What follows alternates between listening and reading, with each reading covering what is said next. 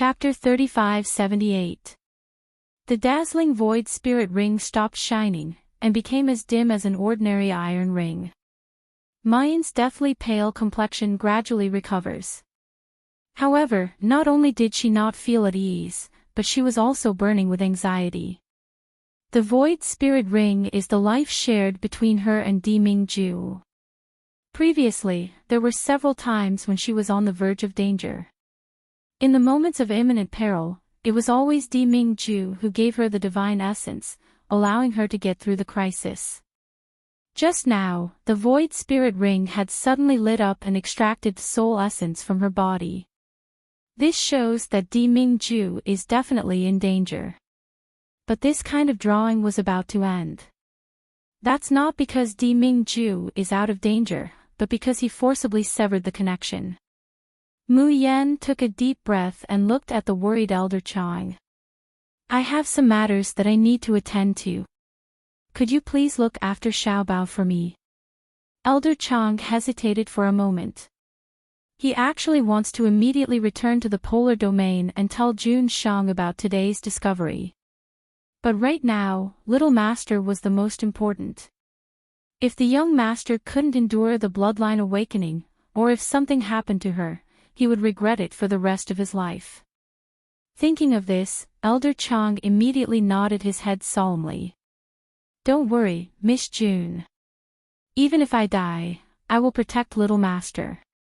I won't let anyone lay a finger on him. Mu Yan walked out of the room and gently rotated the void spirit ring on her finger. Tian Wu just said that Demingju is in the Yanwu continent. But how was she going to get there?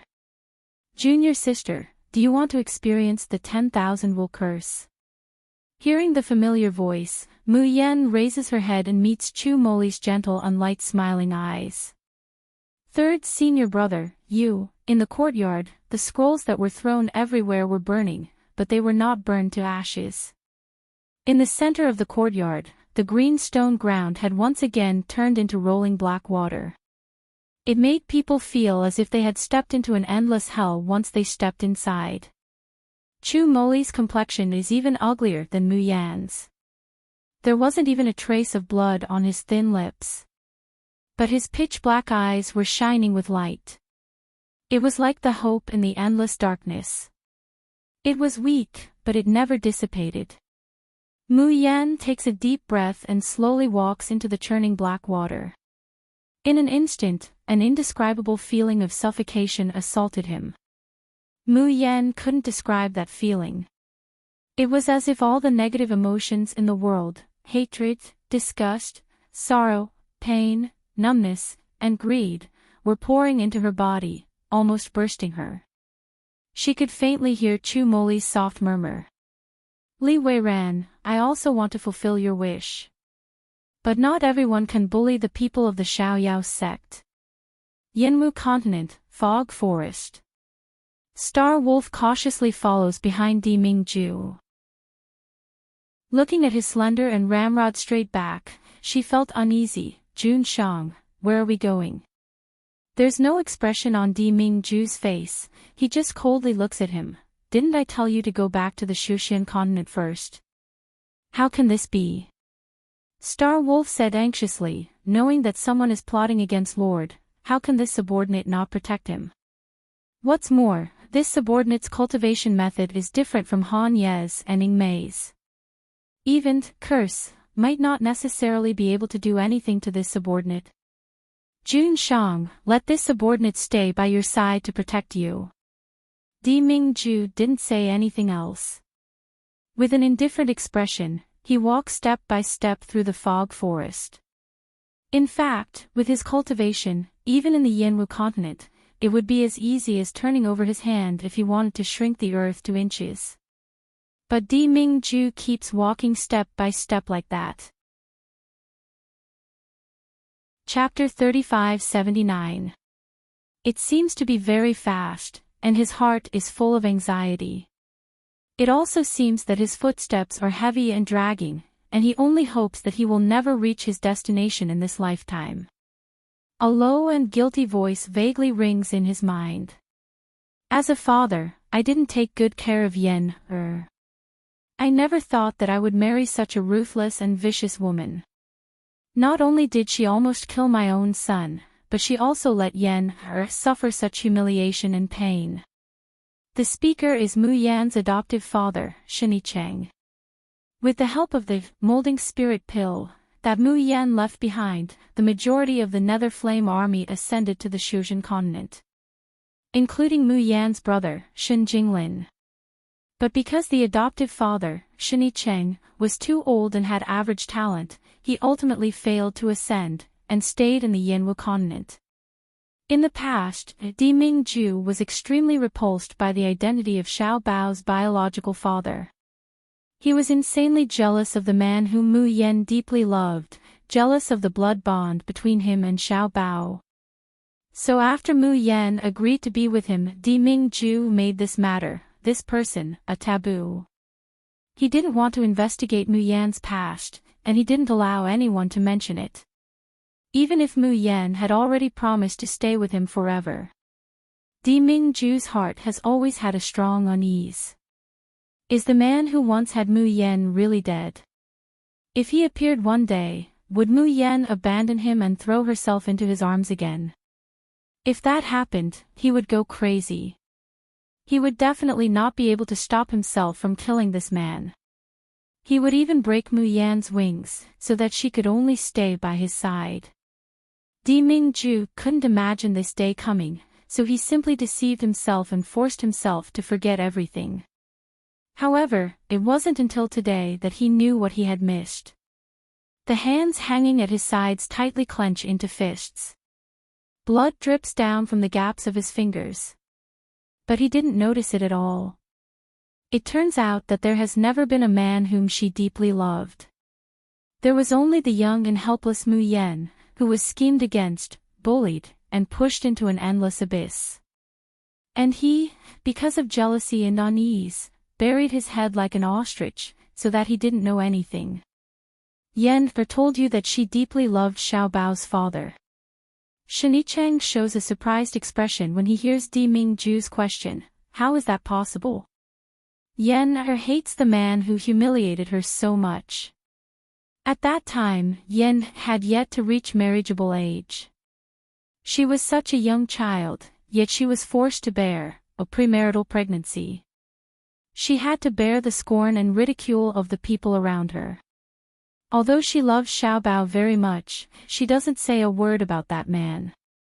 Please believe me, Yen has never liked another man in her entire life. The only man she brought back to the Shen family and solemnly introduced to me and Jinglin is you. As for that bastard, which good girl would fall in love with him after being forced? Yen probably hated him to the bone all this time, but she didn't show it because of Xiao Bao. Not to mention that so many years had passed, that bastard might already be dead. Jun Shang, you don't have to take it to heart. In the future, please treat Yen well. You don't know that this child has suffered a lot. It's just that he's stubborn by nature and doesn't want anyone to know. Di Mingju closes his eyes. Every time he recalls Shinicheng's words, his heart aches as if it's struggling. But even so, he couldn't help but recall it over and over again, torturing himself. Chapter 3580.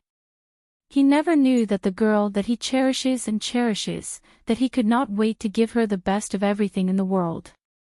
That she actually suffered such humiliation and pain in a place that he doesn't know.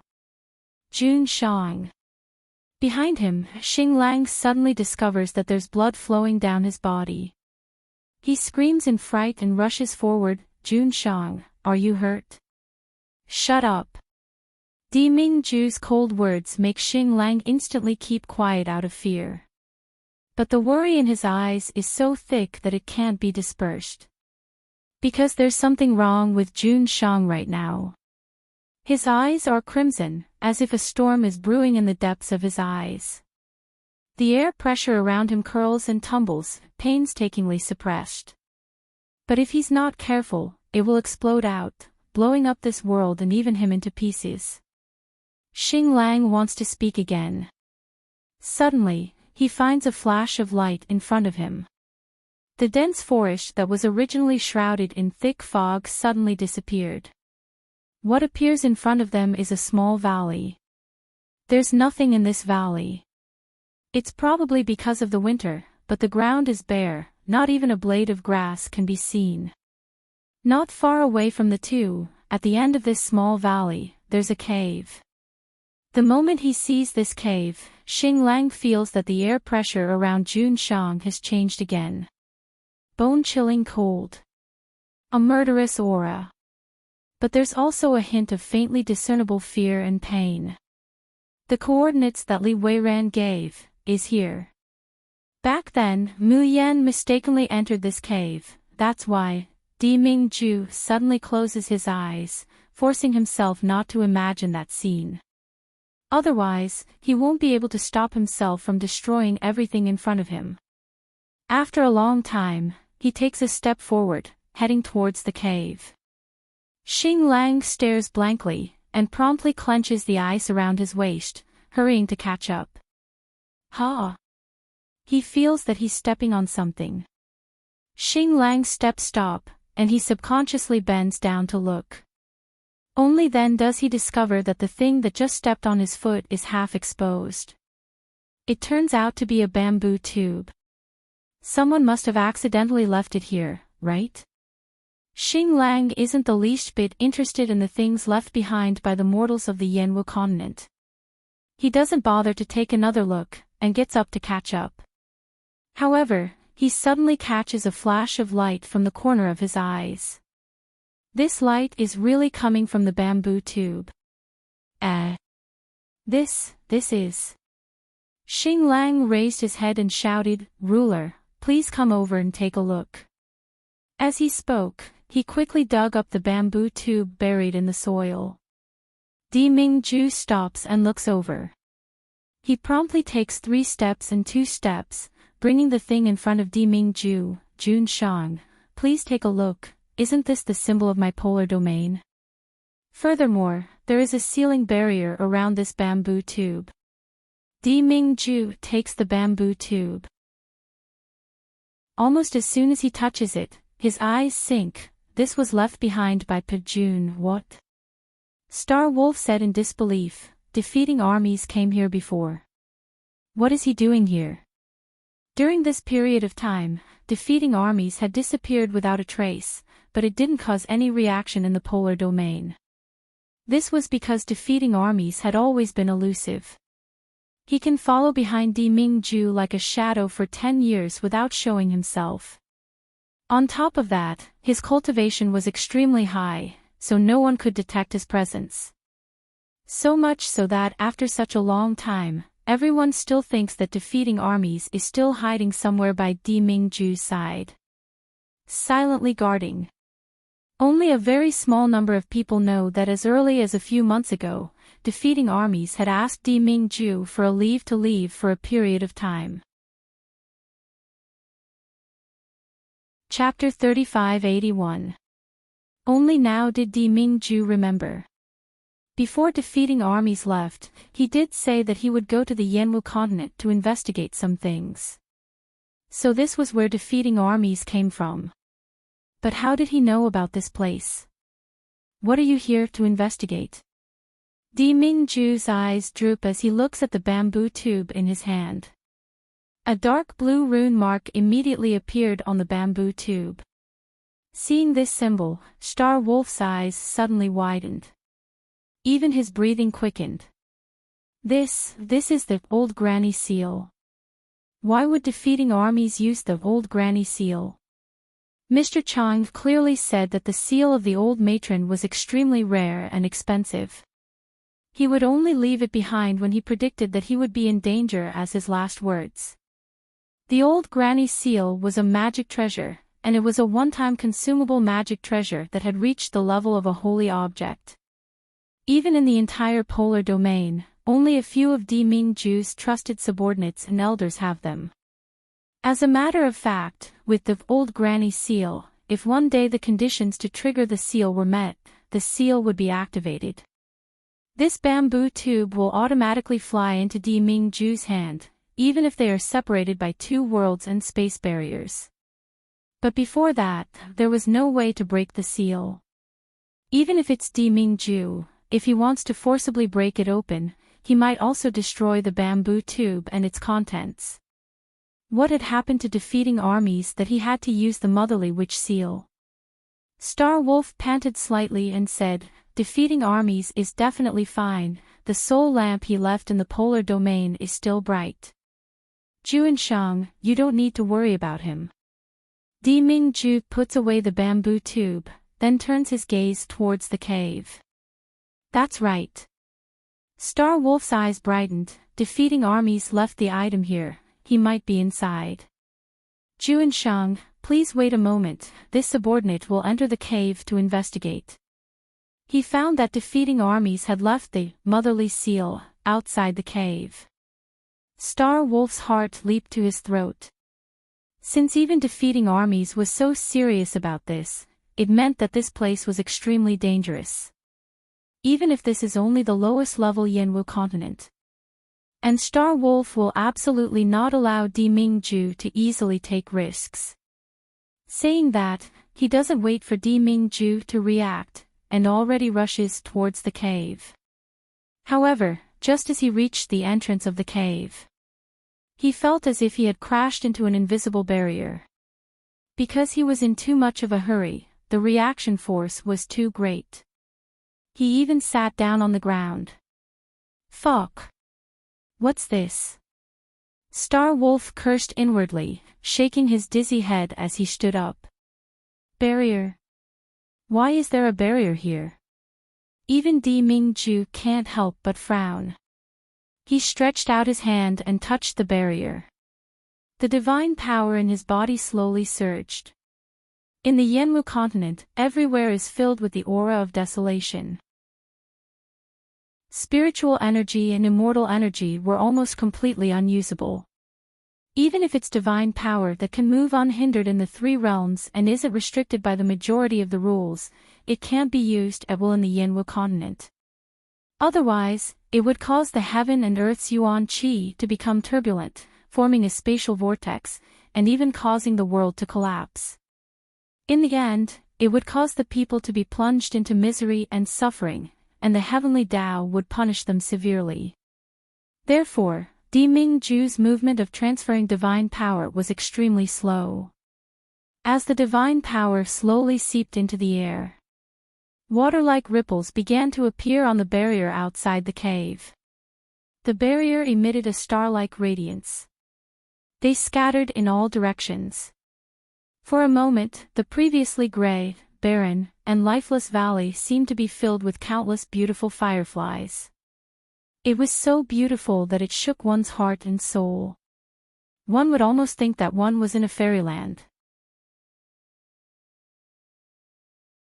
Chapter 3582.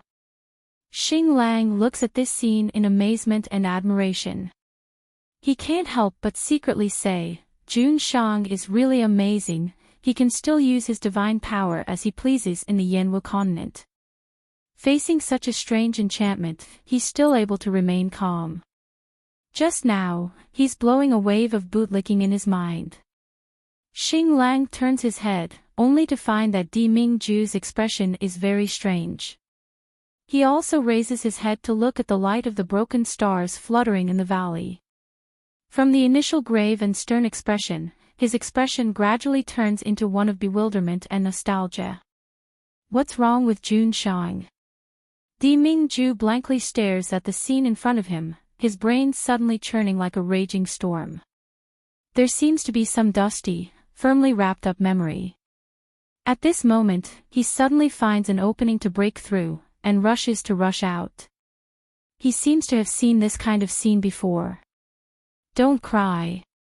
You, don't cry anymore, Ben Jun will give you whatever you want. You said that there are no stars here, Ben Jun will fill the sky with starlight for you, as long as you don't leave. Yanyu, call me Yanyu. Wait for me, I'll come find you. The starlight sprinkles down from the sky, for a moment, it's like the Milky Way falling from the ninth heaven. It's magnificent. But no matter how beautiful it is, how can it be more beautiful than a young girl's bright and beautiful smile? Who is it? Who is it? Why is there such a memory in his mind? Jun Shang, be careful. In a trance, Di Mingju hears Xing Lang's frightened scream. In the next moment, the invisible barrier outside the cave suddenly turns into densely packed runes. Each rune is a glaring blood red. Interweaving together, it's like they're building a red wall. And the divine power that Di Mingju injects is slowly flowing along with these runes. Finally, it converges at the heart of the array. Boom! There's a loud noise, and the earth shakes. In the distance, hundreds of beasts in the fog forest flee in all directions in fright, letting out terrified howls.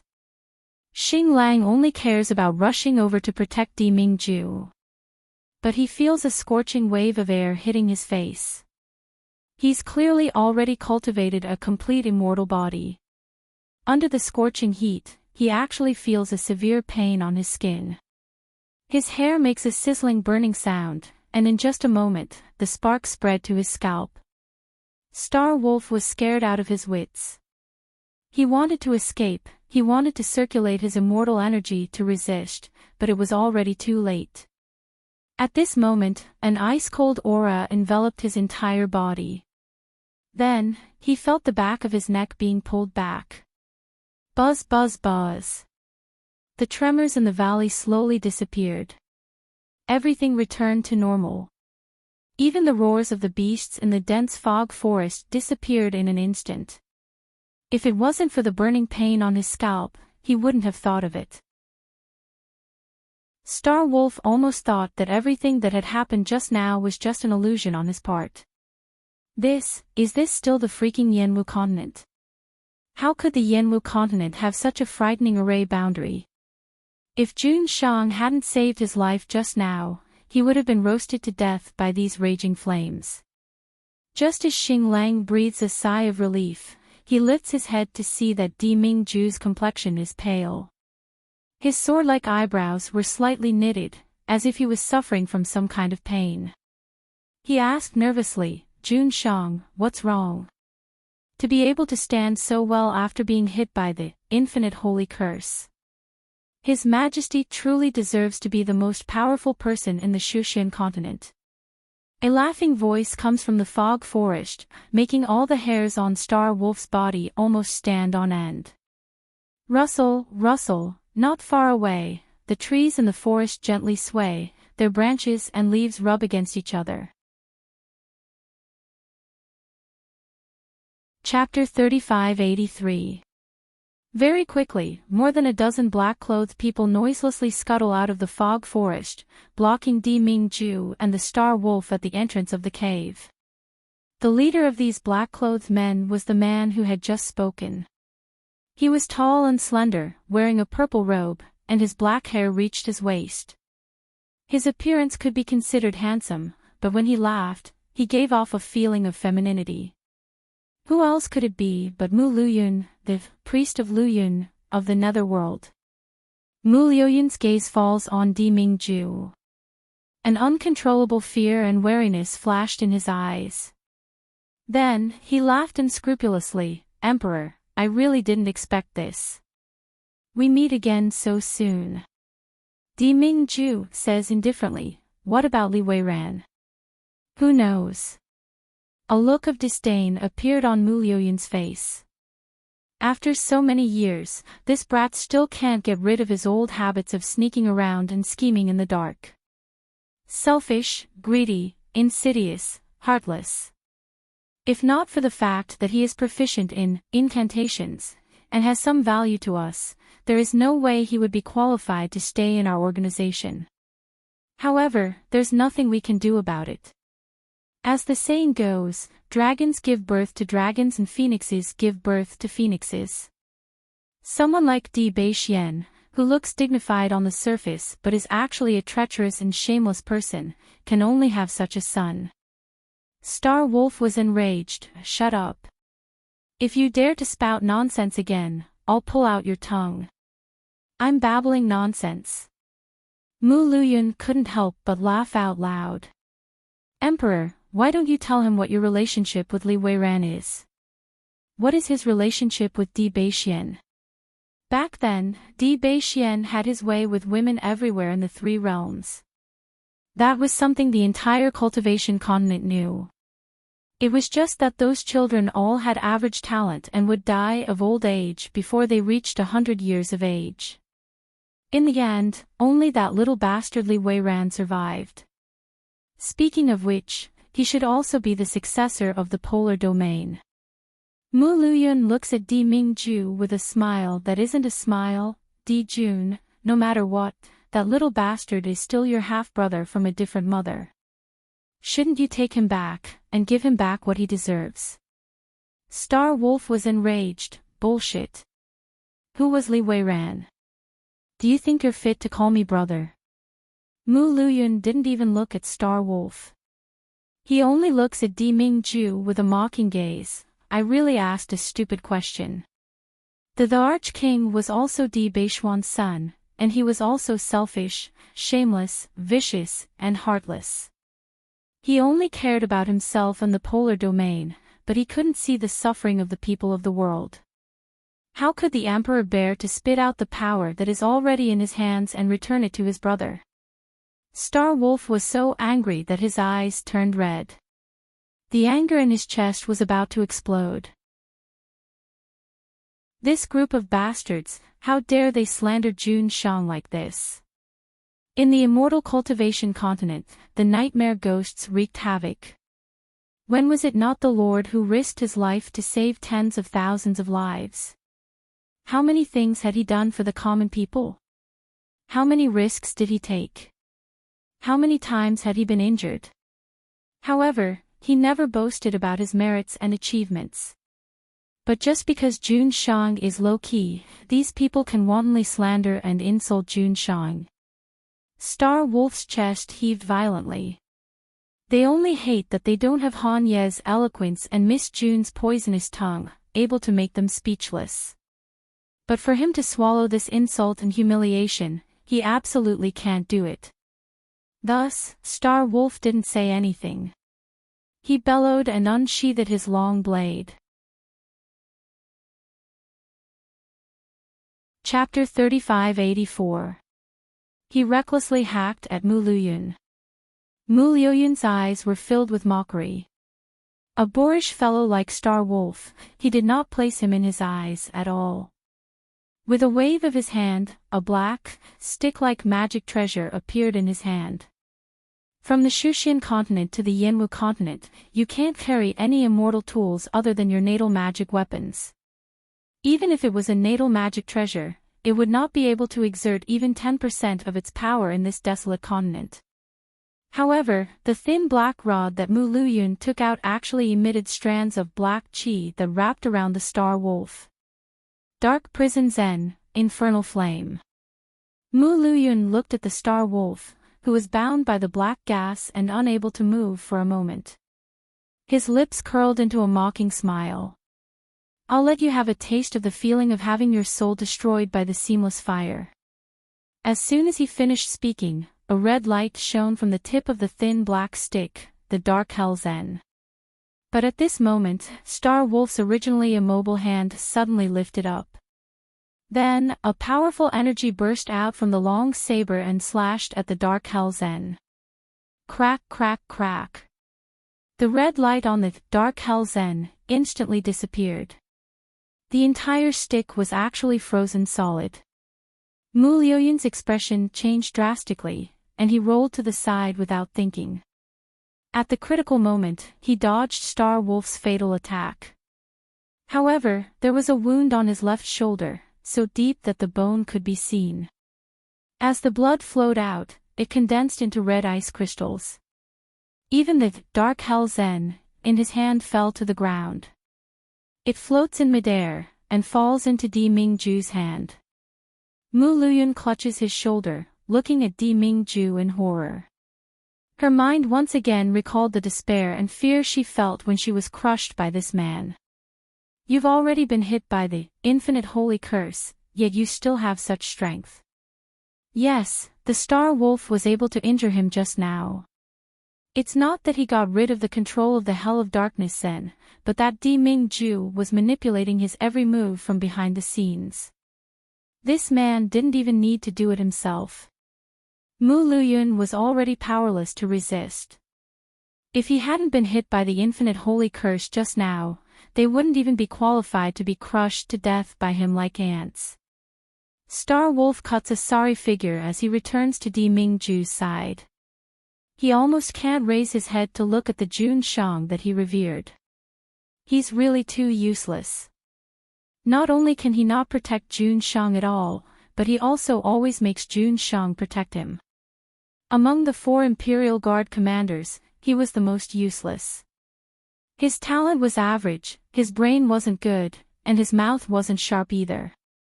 Apart from causing trouble for Jun Shang, there's no use. The rims of Star Wolf's eyes were slightly moist, and his entire person had sunk into the depression of self-doubt. However, at this moment, a thin black stick was thrown into his arms. Di Mingju's cold and slightly impatient voice is heard. Your natal magic weapon doesn't suit you. I have already erased the divine soul imprint on the Dark Hell Zen. Can you refine this from now on? Star Wolf scrambles to take it, then dumbly stares at Di Mingju. Jun Shang snatched the Dark Prison Zen and gave it to him. He even purposely erased the divine soul imprint on it. Does Jun Shang not hate him and still have high hopes for him? At this moment, Xing Lang's tears almost flowed out. I only feel that being able to follow Jun Shang in this life is really the happiest thing. At the side, Mu Luyun is also so angry that he wants to cry. This Dark Hell Zen isn't an ordinary magic weapon. It can't correspond to the various magic weapons of the Shushin continent. Chapter 3585. However, its value was incomparable to a normal, holy item. He communicated with the yin and yang domains, lingering between the darkness curse and the light holy light. It was one of the few weapons in the world that was suitable for Mu Luyun. After obtaining the Dark Hell Zen from his master, Mu Luyun had refined it for over 100 years before finally succeeding. Now that Di Mingju has easily and skillfully erased his soul imprint, it's tantamount to his 100 years of hard work being in vain. How could he not be angry? Mu Luyun slowly stood up, his eyes emitting intense killing intent. Generals, listen up. Today, no matter what price we have to pay, we must behead the polar domain's sovereign here. Di Mingju is dead, the polar domain has collapsed. From now on, the Shushin continent is our world. No one will be able to stop us from lighting up every corner of the 3 realms. Now, listen to my command, release the poltergeist ghosts. The men in black in the valley answered Gao He in unison, yes. We will obey the priest's orders. What? Star Wolf's expression changed drastically. What did he just hear? Venomous ghosts. In the next moment, every black-robed man took out a black porcelain bottle. Then, he bit the tip of his finger and dripped his blood into the bottle. Drops of blood dripped into the porcelain bottle. The faces of the black-robed men grew paler and paler, and their bodies became thinner and thinner. It was as if his flesh and blood were being sucked dry bit by bit. But even so, there was not a trace of fear or unwillingness on their faces.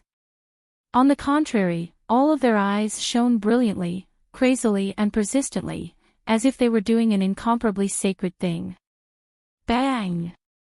After dripping the last drop of blood, the black-clothed man became emaciated, like a zombie wrapped in human skin on the outside of a skeleton. He couldn't hold on any longer and fell straight down, losing all signs of life. At the moment of his death, his sunken eyes were wide open, and the corners of his cracked lips curved into a beautiful and yearning smile. It looked extremely creepy and eerie. The black porcelain bottle in his hand began to vibrate violently. Then, ferocious-looking poltergeist ghosts crawled out of the porcelain vases. They bared their fangs and let out terrifying sounds as they began to search for fresh and delicious prey. One by one, the men in black fell to the ground as their flesh and blood were sucked dry. More and more venomous ghosts appeared in the valley. In the blink of an eye, this small area was filled to the brim.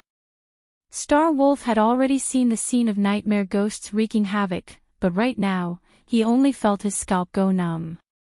Because the valley was too small. Furthermore, the entrance to the cave was blocked by a barrier.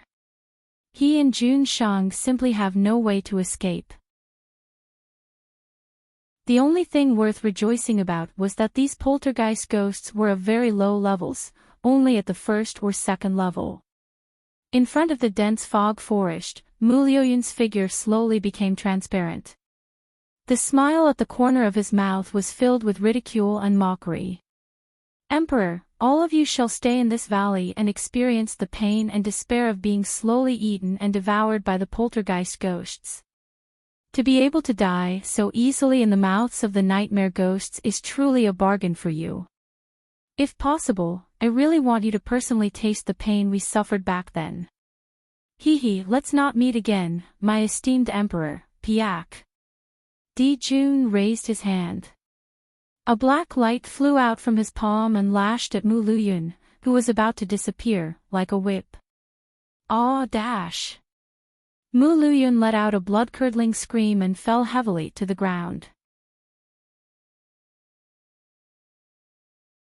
Chapter 3586. The black whip doesn't seem to feel carefree enough. It slaps Mu Liyun's body a few times. His flesh is lacerated, and he howls miserably again and again. This kind of pain can't be endured by willpower. Mu Liyun considers himself a persevering person, but right now, he can't control his instinctive moans and screams. After the black whip has lashed Mu Liyun enough, it flies high into the sky, gently shaking.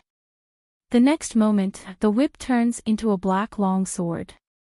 It flies towards the poltergeist ghosts in the valley. Crackle. Blue sparks of lightning explode in every corner of the valley from time to time. Every time the lightning flashes, a poltergeist's head falls to the ground. Originally, poltergeist ghosts won't necessarily die even if their heads are cut off. However, the poltergeist ghosts that are cut by the black longsword will burn with a blue flame. This flame burns very quickly. In just a moment, the huge poltergeist ghost turns into ashes, falling into the mud. Star Wolf is simply dumbfounded, stars in his eyes. He looks at Di Mingju as if he's looking at a supreme god. Mu Liyun, who has finally recovered from the pain, looks at this scene with an ashen face, not daring to believe it. How is this possible? How can this be? You've clearly been hit by the infinite holy curse. It should be difficult for you to even stand. How can you retain so much divine power? The last poltergeist ghost is burned to nothing by the blue flame. The black longsword flies back into Di Mingju's hand, slowly entering his body. Di Mingju looks at Mu Liyun, sneering, who said that Ben Jun was hit by the infinite holy curse. I clearly saw the infinite holy curse being triggered, and your body was also branded with the power of the curse. Mu Liyun's voice stops abruptly. He sees Di Mingju take out a piece of paper from his bosom, gently pinching it between his fingers, looking pensive. This piece of paper is actually a very small painting. The painting is of a ferocious ghost. But above the ghost, there are beautiful and colorful butterflies fluttering. Under their feet, there are blooming flowers. Because of the existence of butterflies and flowers, the originally ugly ghost seems to be a bit more gentle and kind. It was supposed to be a very ordinary painting. Mu Liyun was stunned when he saw it, but he quickly realized something. His eyes widened as he screamed, "This is the infinite lesser light mantra. How was this possible? How could you possibly have the boundless lesser light mantra? So that was how it was. So that's how it is. Only the immeasurable lesser radiance mantra and the great radiance mantra could counteract the effects of the immeasurable holy mantra. No wonder Di Mingju was clearly hit by the infinite holy curse, but wasn't injured at all. But even Li Wei Ran didn't know how to use the innumerable little light curse, so how did Di Mingju know?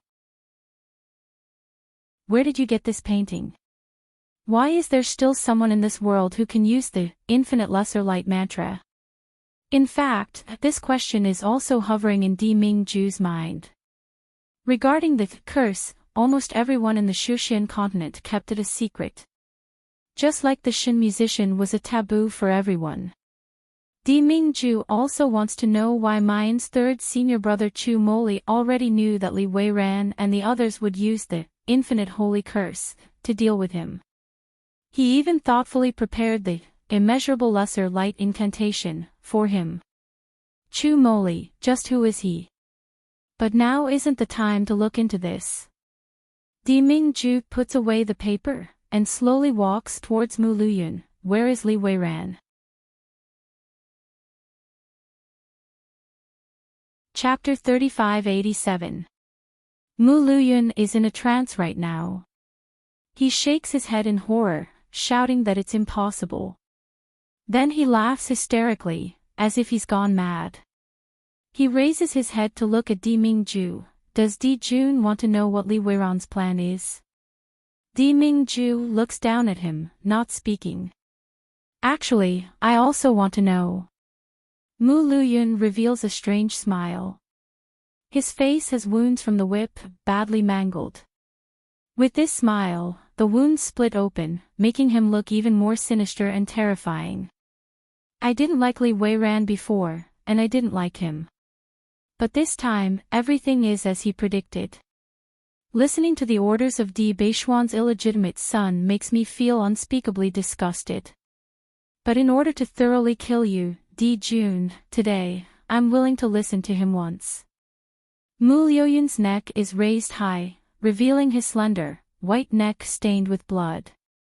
Her voice, which was already somewhat feminine, suddenly became louder, like the ear-piercing sound effect of a boiling kettle. Li Wei Ran, I will use my life in exchange for the collapse of the polar domain, in exchange for my lord's unparalleled hegemony. If you dare deceive me, even if I descend to the 18th level of hell, I will definitely come back to take your life. Di Mingju's pupils suddenly contract. He sees Mu Luyun's body suddenly fly out like a cannonball. His hands and feet have long been dislocated and fractured from the whip strikes just now. He can't even stand up. So the way he flies out right now is extremely strange. His head is raised high. His hands and feet hang limply. The direction of his flight isn't towards Di Mingju or Star Wolf. Instead, it's towards the cave covered by the barrier. Bang! Mu Luyun hits the barrier with his head raised. His neck breaks in half on the spot. Blood splatters out. His eyes are wide open, and he slowly slides down the barrier in this twisted position. His cracked lips softly murmur, Master, Luyun can no longer follow you. May you live for 10,000 autumns and 10,000 generations. The holy light is eternal. Mu Luyun falls to the ground, and dies. A nostalgic and gentle smile condenses on his mangled face, and finally disappears along with the flowing blood. Star Wolf is a bit confused by this turn of events. What is this guy doing? Do you want to die? But Di Mingju's complexion greatly changes. He grabs the Star Wolf, and directly throws him into the dense fog forest. But he himself did not leave. That was because he knew that when Mu Luyun's blood splashed onto the barrier, he was already unable to leave.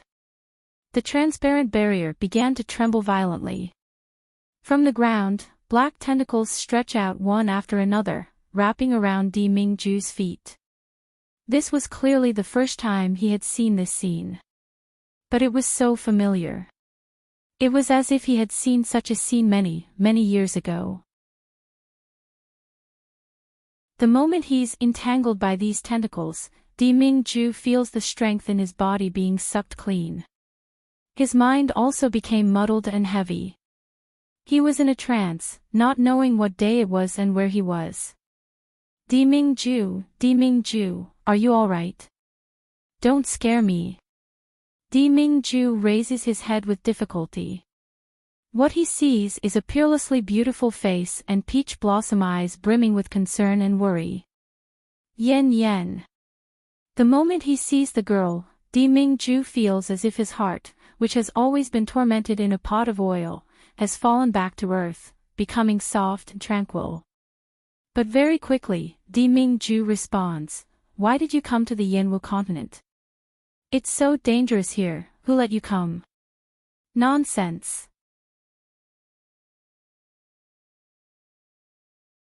Chapter 3588. What Yenwu continent? The girl in front of him blinks, a puzzled look on her face. Deming-ju, have you become muddled from sleep? Saying so, her small jade-like hand caresses Deming-ju's forehead. You don't have a fever. Why are you talking nonsense? Suddenly, the young girl's eyes narrowed, revealing a dangerous expression. Don't tell me you don't want to marry me, so you're pretending to be sick on the eve of our wedding? Get married. Deming-ju repeats these two words in a daze. Then, his blurry vision gradually became clear. Everything around him came into view. This is Polar Domain's soaring sky hole. How could this be? He was clearly in the Yenwu continent just now. Suddenly, Deming-ju's train of thought stagnates. Was he really in the Yenwu continent before? But why would he go to the Yenwu continent? Deming-ju. Mayan couldn't help but push him. What's wrong with you? You've been weird all day today. Don't tell me it's like what Baisia said, premarital phobia. She snorted coldly. If you really don't want to, then cancel tomorrow's wedding. I'll leave the polar domain immediately. No.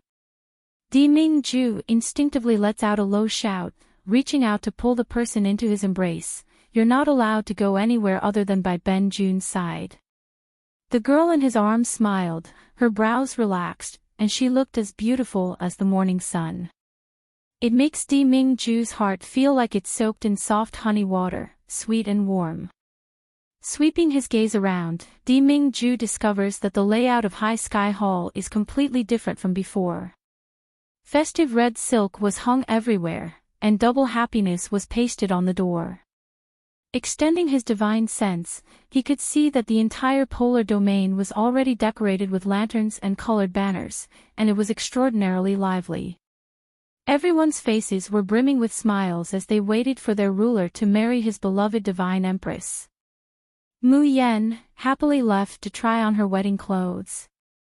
The smile on Deming-ju's face slowly dissipates, turning into absent-mindedness and perplexity. Was he really going to marry Mayan? But why did it all feel like a dream? He was still there earlier. Wait a minute, what was he doing just now? Why couldn't he remember anything? Soon, the next day arrived. The sky was clear and the wind was gentle. Deming-ju rarely changes out of his black brocade robe, and puts on a fiery red bridegroom outfit. Everything around him seemed to be speeding up. In a hazy state of unease, Deming-ju arrives at the center of the auditorium. In front of him was a woman wearing a phoenix coronet and a red cape. She was extremely beautiful and captivating. Deming-ju can barely hear the sound of Elder Chung reciting the prayer. He stared unblinkingly at the woman in front of him. Amidst the joyous atmosphere, an unspeakable uneasiness and pain flowed through his heart. Would Mayan really belong to him from now on and become his wife? Why did it feel so unreal when the beautiful woman was right in front of him and the blessing and oath was ringing in his ears? Jun Mayan, Deming-ju, you can't get married. At this moment, a man's voice came from outside the Lingxiao Hall. Everyone turned to look at the door. A handsome young man in a snow-white robe was holding the hand of a little baby carved from jade as he slowly walked into the hall. Li Wei ran. Han Yi, angrily rebuked, "Today is my polar domain's sovereign emperor's wedding day. Who let you come in and make trouble? Someone come, hurry up and drive him out." The white-clothed young man had a pair of ice-blue eyes that were almost exactly the same as Di Mingju's.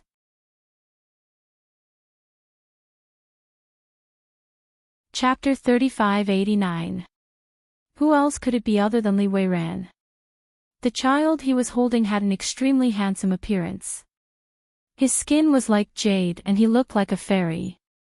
What was most surprising was that his pupils were also ice blue.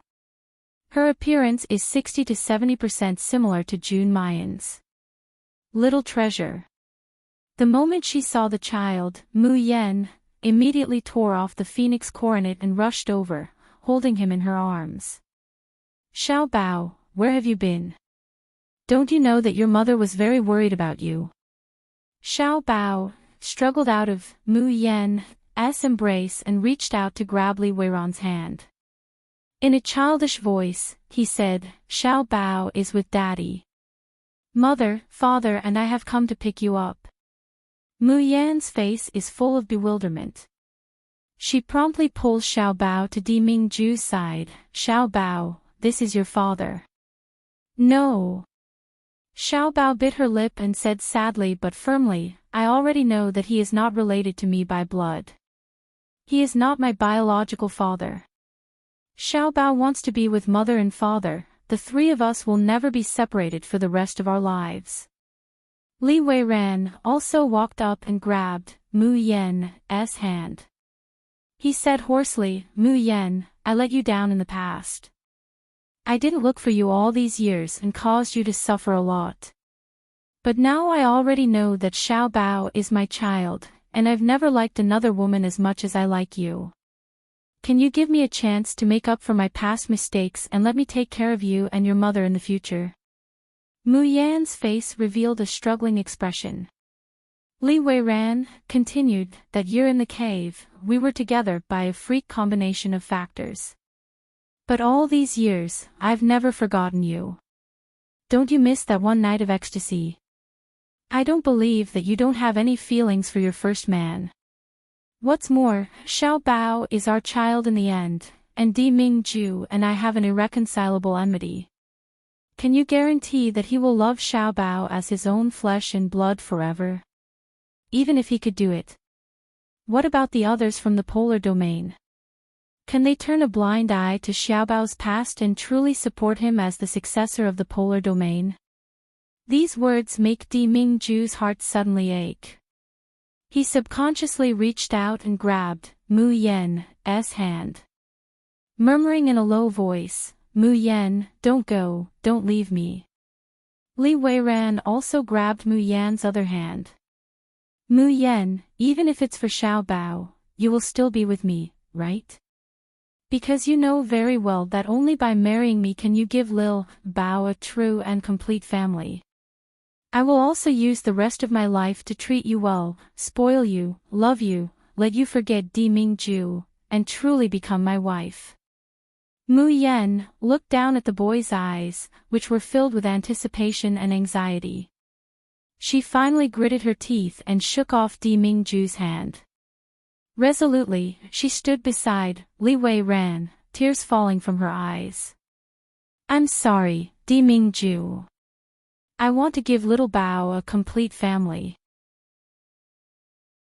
Plus, Li Weiran is my first man and the father of my child. I love you, but I can't choose you." After saying that, she grabbed Li Weiran and Xiao Bao's hands without any reluctance to leave, turned around and left. His heart felt like it was being ruthlessly cut by a blunt knife. It was as if he was tied up by thorns and strangled tightly. It was so painful that he could hardly breathe. Di Mingju had already realized that something was wrong. This was a dream.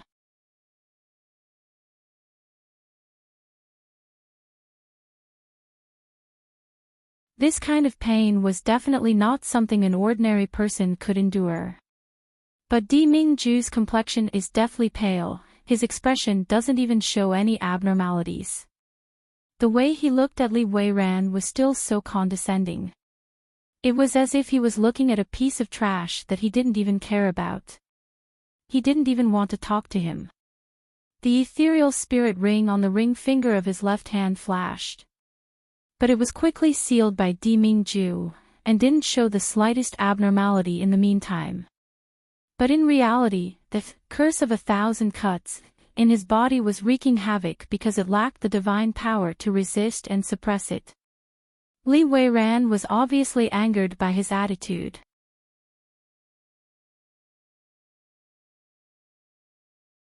Chapter 3591. But the angrier he got, the brighter the smile on his face. A pair of ice-blue pupils are faintly tinged with a bit of scarlet. Di Mingju, do you know what your mother, Bai Xingwei, did to me back then? Today, I will return all the pain he inflicted on me back then to you. Di Mingju's complexion suddenly sinks. No matter how Mu Luyun insulted Di Beixian, he acted as if nothing had happened. It was as if Di Beixian wasn't his father at all, but an insignificant stranger. But now, Li Weiran mentioned Bai Xingwei. The killing intent in Di Mingju's eyes spreads like ice all of a sudden. The black longsword flew out from his palm and slashed down viciously at Li Weiran. However, he was too weak now. Even this life-bond sword seemed to have lost its support and became extremely weak. Li Weiran easily dodged the attack and the smile on his face became even wider. Why did you get angry when I mentioned Bai Xingwei? Did I say something wrong? Back then. Pausing for a moment, Li Weiran's face revealed a trace of malevolent hatred. Li Qianqian is indeed a mistress and is not worthy of sympathy, but what did I do wrong as a child? Just because they discovered that I might awaken my Li Fire bloodline, and were afraid that I would threaten your status as the successor of the polar domain, they ordered people to cripple my Dantian spirit root, and sold me to the dirtiest place in the world. Ha ha ha, this is the polar domain divine queen that everyone praises as virtuous, and kind-hearted. Bah! She's even more disgusting and evil than Di Beixian. She should be cursed by everyone and die a horrible death. Shut up! Di Mingju shouted, interrupting Li Weiran's words. There was a hint of suspicion in his eyes. Then, he said in a deep voice, Mother would never do such things. Di Mingju has always known that Di Beixian is a playboy by nature and has many lovers and illegitimate children outside. Some of these lovers followed him willingly. Some were even deceived by him and had no choice but to give themselves to him. And Di Mingju's mother, Bai Xingwei, has never loved Di Beixian. Their marriage was a political marriage, but it was also a result of Di Beixian's passionate pursuit of the Bai family. Bai Xingwei had no choice but to marry into the polar domain imperial dynasty for the Bai family. However, she had never truly loved Di Beixian. Therefore, she had never asked about what he had done outside and only felt disgusted. She puts all her thoughts on nurturing and loving Di Mingju. However, an accident several hundred years ago had caused Bai Xingwei to be heavily injured. For many years after that, Bai Xingwei was always bedridden. She could no longer shield her only child from the wind and rain. During that period of time, Di Mingju suffered a lot and quickly grew into a king who could stand shoulder to shoulder with Di Beixian. However, just when he thought that he could take good care of Bai Xingwei, Bai Xingwei suddenly passed away. Di Beixian also disappeared without a trace. Even the soul lamp he left in the polar domain was extinguished. Everyone said that Di Beixian was dead.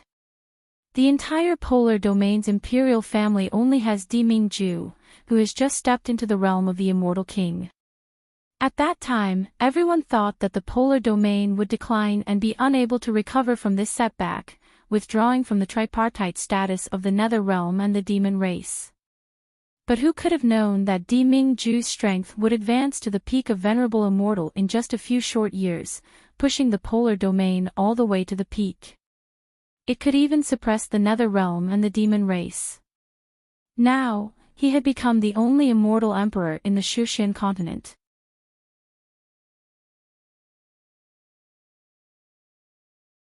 Chapter 3592.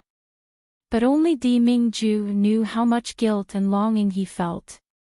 Guilt that he couldn't become stronger faster and protect his mother.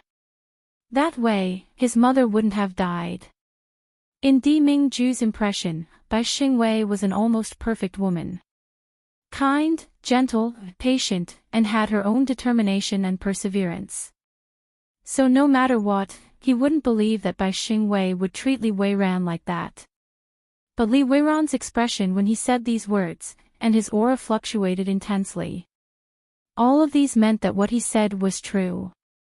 Di Mingju's words made Li Weiran's eyes redden even more, and the smile on his face became even more venomous and hateful. Di Mingju, did you think that I schemed step by step, plotted for hundreds of years, and put you in this situation of death, just to listen to your explanation, or to make you believe me? No, I just wanted Bai Xingwei, who was underground, to see with her own eyes what kind of miserable ending the son she nurtured with so much effort would fall into. As soon as he finished speaking, Li Weiran formed a seal with both hands. In a split second, the 1,000 cuts curse that had been implanted in Di Mingju's body began to wreak havoc. Di Mingju, who had been holding back all this time, finally couldn't help but let out a grunt. Fresh blood flowed from the corner of his mouth. A burnt piece of paper fell from his arms, turning into ash and disappearing. Li Weiran looked at the paper and sneered, "Did you think that I would completely believe Chu Mo Li, and not take any precautions? No, in this world, I won't believe anyone, I only believe in myself. Di Mingju, you won't be able to escape today." Di Mingju's entire body leaned against the invisible barrier of the cave, tottering, almost unable to stand. His clothes were completely soaked in blood from the wounds that had opened up all over his body. But even in such a miserable and hopeless situation, Di Mingju's expression was still cold and indifferent. His long eyelashes hung down, covering the dark light in his eyes. At this time, a melodious zither sound came from the fog forest. Di Mingju and Li Weiran's pupils shrank at almost the same time, and they abruptly turned their heads to look. Then, they saw a sword whistling through the forest. It directly struck Li Weiran's hand. Bang! The violent impact caused Li Weiran's entire body to fly several meters away. His hand was also cut by the sharp blade, and blood splattered everywhere. For a moment, Li Weiran felt as though the wound was on his heart. The pain seeped into his heart and lungs, causing the blood in his body to turn cold bit by bit. A figure rushes out of the forest, and in the blink of an eye, it's already at Di Mingju's side. Mu Yan supports the man's teetering body, feeling the cold and sticky touch of his body. His heart contracted fiercely, and the hand that was taking his pulse couldn't help but tremble. Di Mingju, what's going on? Why did you come to the Yanwu continent and even make yourself look like this? Although she said those words with resentment, the worry and heartache in the girl's eyes almost overflowed. Di Mingju feels as if he stepped into a glacier in a dream. His frozen and numb heart slowly warms up. Unknowingly, his eyes were tainted with a bone-piercing gentleness. In this world, he would only show his gentleness to this woman in front of him. But it was not over yet. He had not gotten the answer he wanted. Di Mingju grabbed Mayan's wrist with a backhand, his ice-cold fingers firmly clasping her like a pair of iron pincers.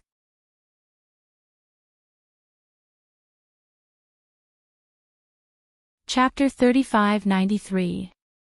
Yan, don't you find this place familiar? Mayan stares blankly and looks around.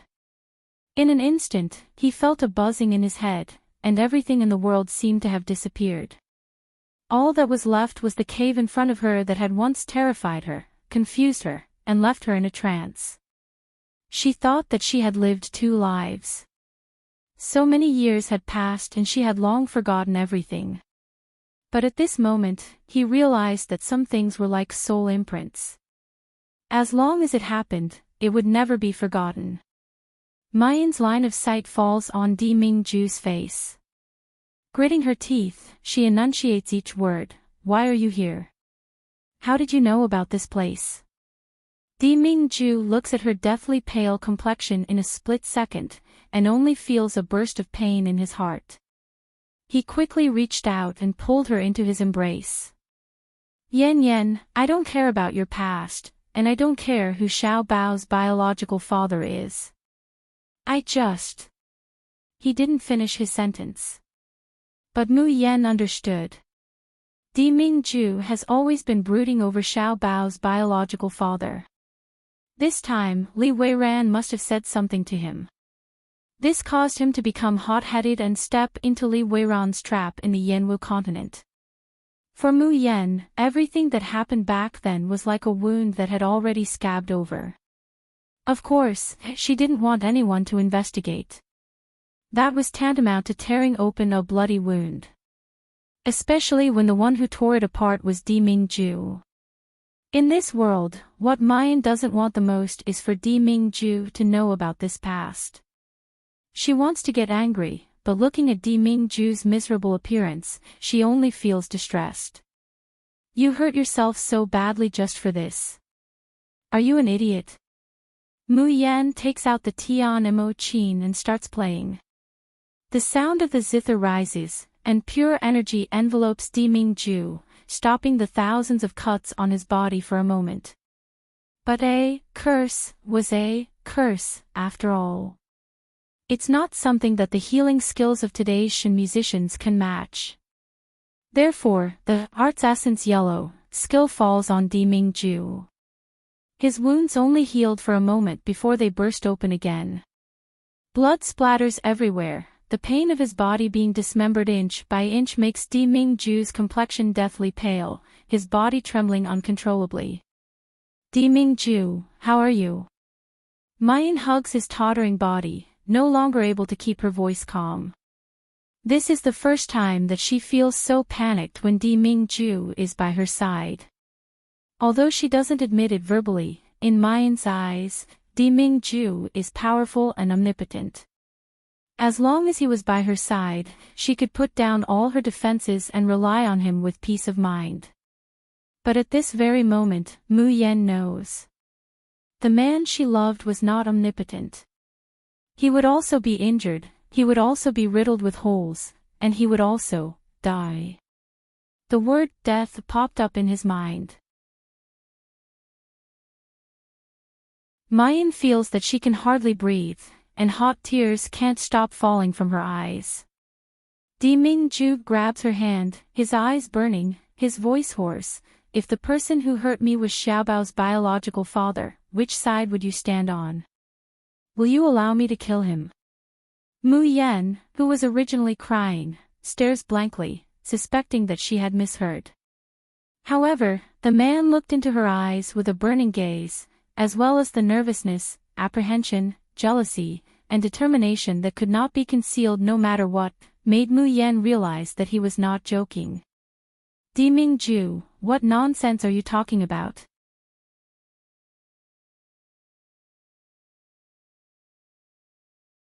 Chapter 3594. Mayan grits her teeth. Since you're standing here, you should be clear that I wasn't willing at that time. I hate that dog more than I hate that man, how could I protect him? Di Mingju, can't you trust me a little more? My love for you isn't any less than your love for me. Before Mayan could finish her words, she's already being embraced into an embrace filled with the smell of blood. Di Mingju's hands tightly clasps her, as if he wants to integrate her deeply into his own flesh and blood. At this moment, a warm and bright smile like that of a child blooms on that 10,000-year-old iceberg face. Even though the tip of his nose is filled with a pungent smell, the man's body is slightly trembling because of the pain. But Mayan still can't help but let out a long sigh, smiling as she returns his embrace. With Di Mingju here, she suddenly feels that the unbearable past is no longer unforgettable, painful, and humiliating. Di Mingju suddenly releases her at this time. He turns to look at Li Weiran, sneering, "Now, you can go die." Crackle.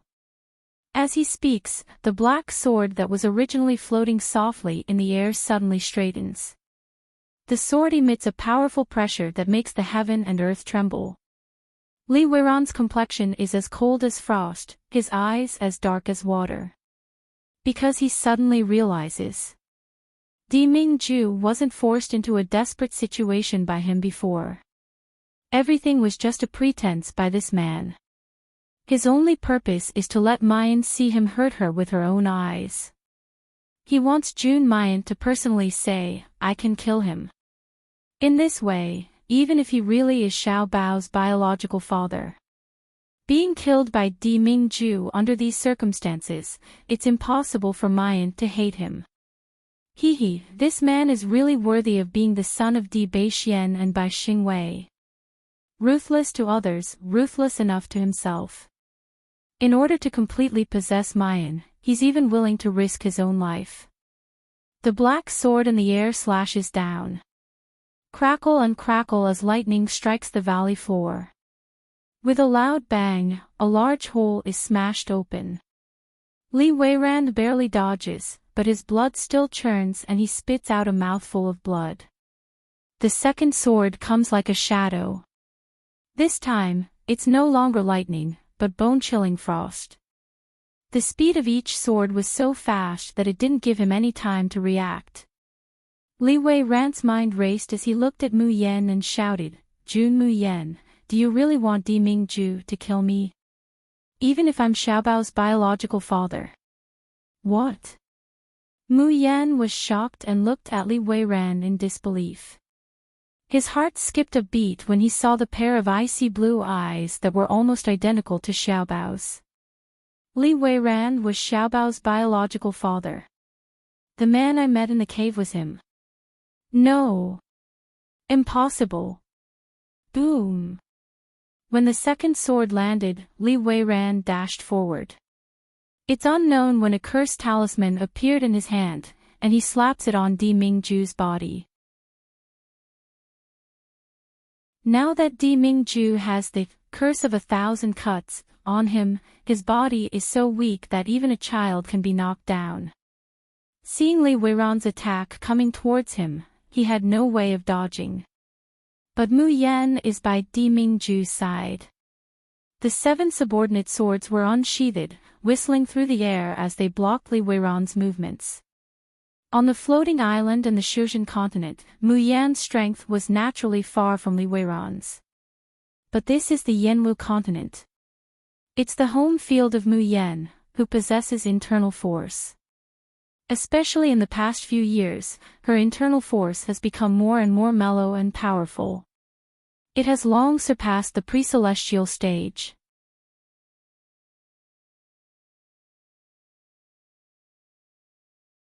Chapter 3595. On this continent, even if Di Mingju doesn't use his divine power, he would only have a 50-50 chance of winning against her. Therefore, Li Weiran's attack is firmly blocked by her 7 absolute swords, unable to advance an inch. This pause also allows Di Mingju to control his natal sword to catch up to Li Weiran. Whoosh! The sword slashes down, but there is no intestines piercing, no head falling to the ground. But a layer of frost condenses from the soles of Li Weiran's feet, gradually spreading to the top of his head. When this frost completely covers Li Weiran, it will be the moment of his death. Li Weiran's hands are already frozen, so he simply gives up resisting. A careless smile hangs on his slightly pale lips. "Mu Yan, do you really want Di Mingju to kill me?" Di Mingju suddenly grabs Mu Yan's hand, tightly clenching it. A low, hoarse voice rings in Mu Yan's ears. "Yan Yan, will you blame me for killing him? Mu Yan knits her brows tightly, remaining silent. Because Qi Huang in the space is urgently telling her, if that bastardly Wei Ran is really Xiao Bao's biological father, you must not let Di Mingju kill him, otherwise Xiao Bao will be in danger. What do you mean? Mu Yan quickly asks with her divine sense. Qi Huang, let's not talk about the fact that the Leaf Fire bloodline needs the protection of the elders, there is still a solution. The most important thing is that Xiao Bao's immortal physique is still unstable, and he has a condition of blood empathy. Once the inheritor of the bloodline dies, Xiao Bao's immortal physique will also collapse.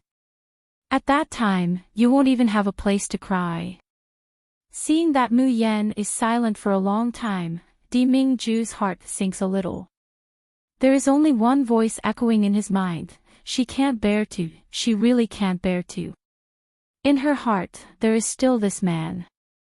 But the more it is like this, the more Di Mingju can't bear it. The more he wants Li Weiran to disappear from Mu Yan's sight forever.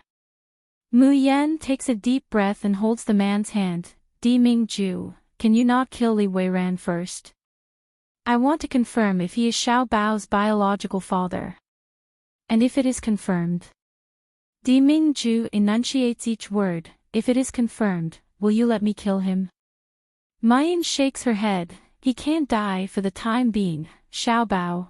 Di Mingju only feels a buzzing sound in his head, he almost couldn't hear the rest of Mayan's words. His body felt like it had been thrown into ice water. His limbs, bones, and even his heart felt cold and numb. Di Mingju, did you hear that? Li Weiran can't die yet, hurry up and stop the frost. Di Mingju suddenly reaches out and clasps her waist, firmly pulling her into his embrace. His other hand was pressed against the back of her neck.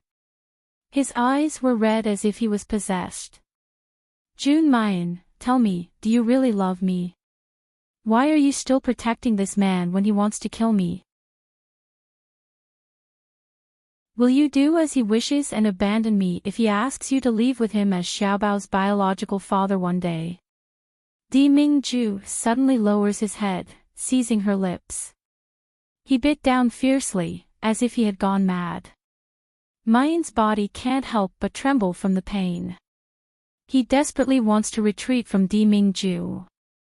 But because of her resistance, Di Mingju's actions become more and more vicious and ruthless. Hidden behind the viciousness and ruthlessness, is the uneasiness, fear, and deep love that has been accumulated for a long time. Mayan's heart softens to an unspeakable degree. Helpless and pitiful. This man, she doesn't know what he's imagining again.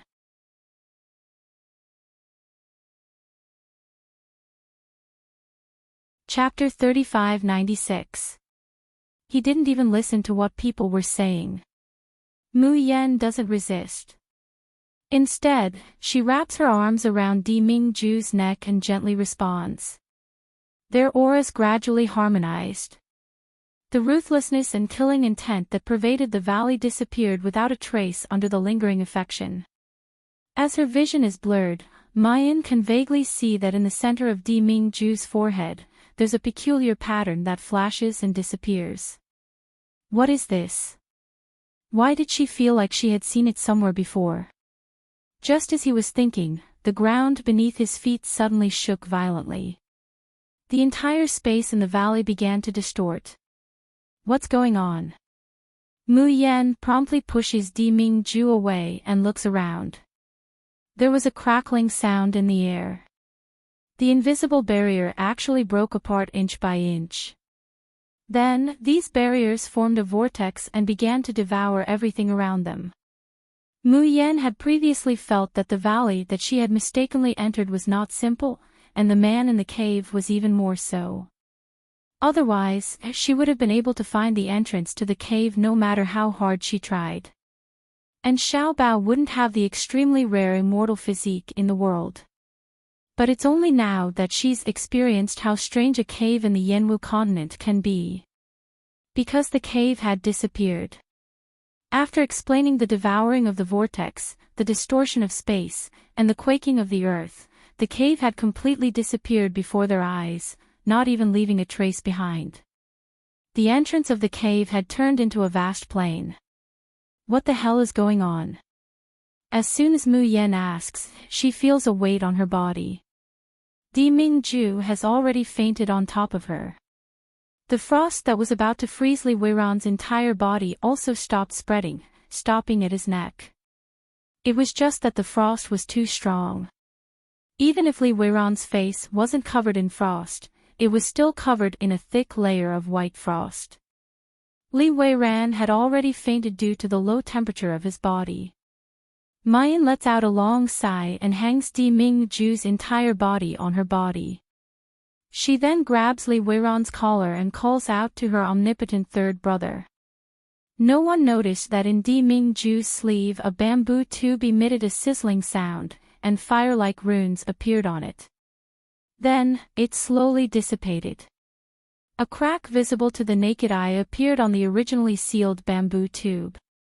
Continent of Cultivators, Liberty City, my lord, you're awake.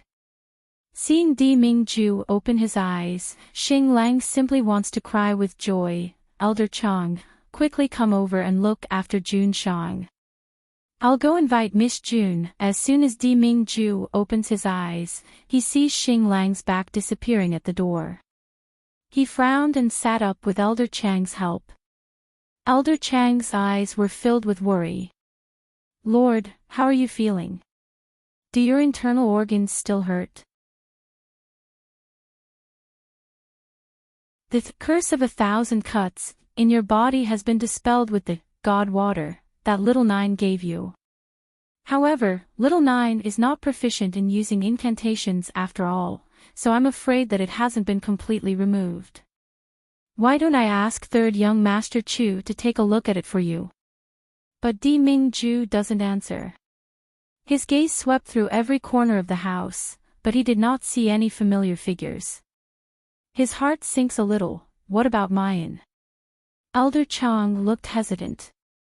He wanted to say something but stopped himself. Di Mingju's hands suddenly clench into fists. Speak. Miss June, she is currently treating Li Weiran. Bang! Di Mingju abruptly stood up. He didn't even bother to put on his coat as he walked straight out.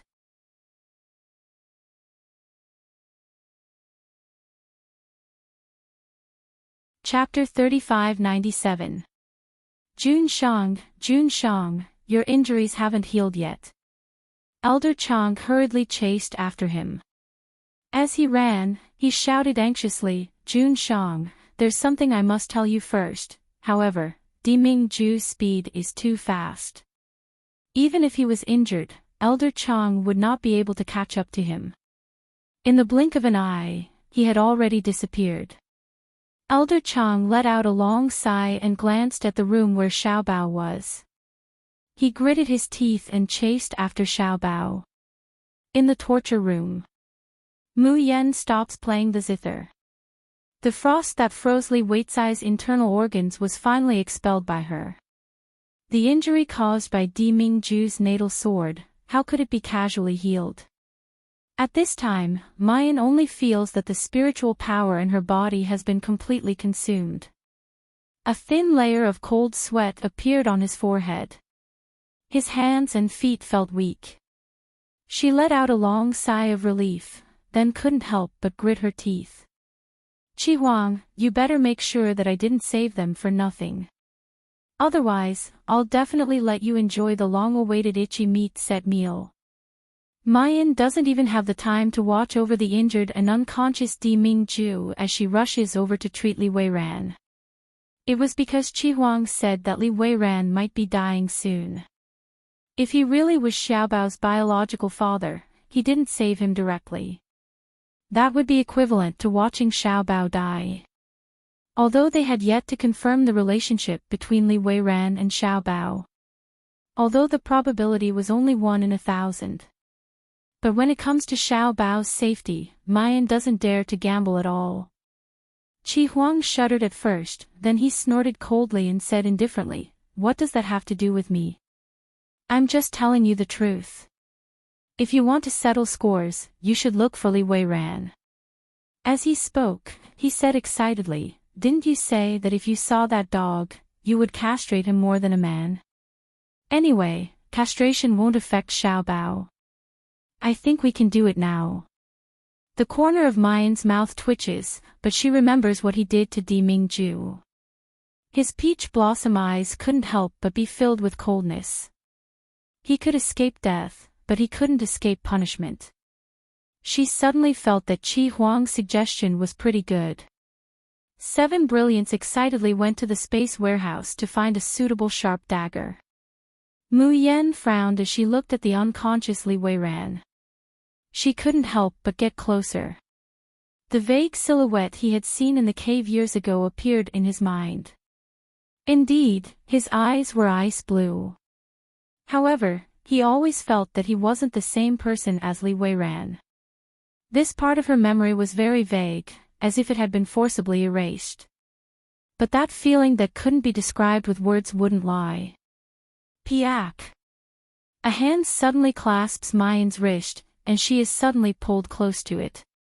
Li Weiran's hoarse voice rang in her ear, "You're so close, are you trying to sneak an attack on me?"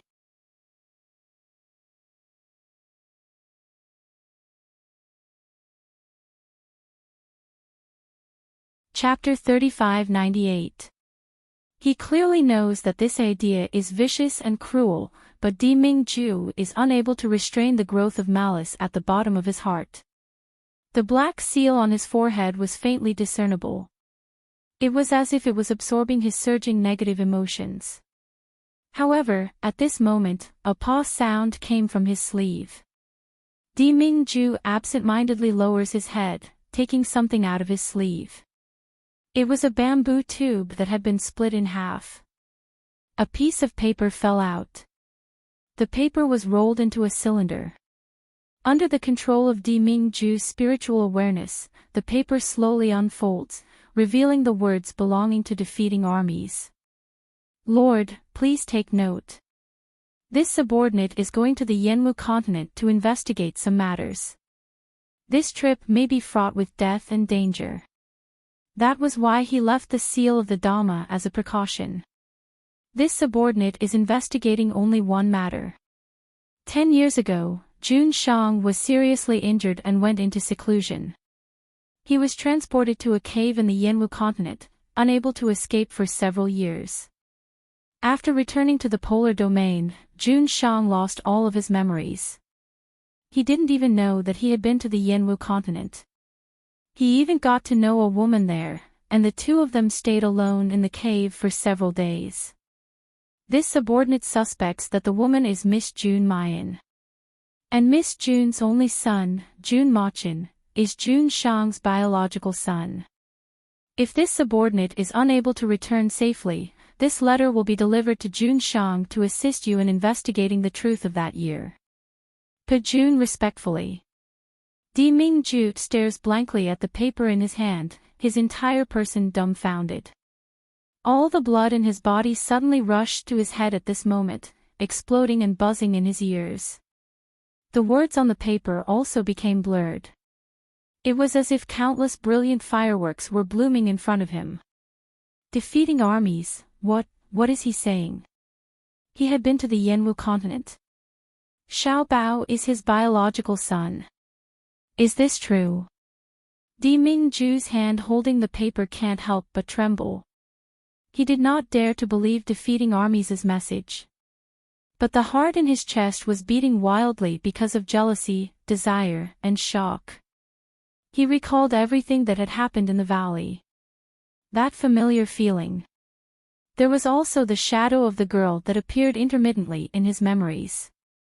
Could it be that everything was real? Xiao Bao is his son.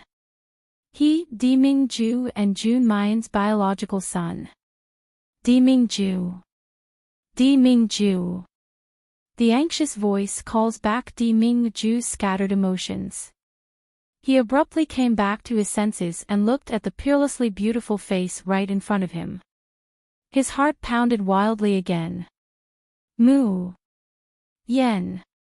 A dry voice spits out from between his lips and teeth. For the first time, Jun Shangdaran, who has always been confident and aloof, feels helpless and nervous. He opened his mouth to ask something, but no words came out. Mu Yen sighs, reaches out to pinch his face, and says helplessly, jealous again.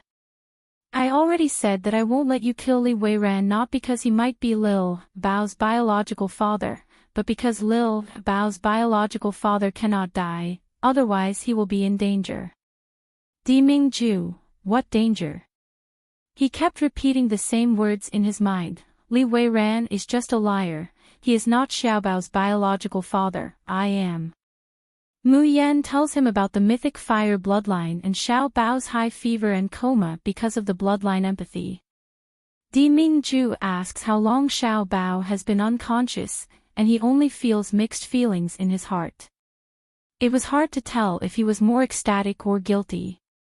At this very moment, Di Mingju is even more certain that Xiao Bao is his son, his and Mu Yan's son.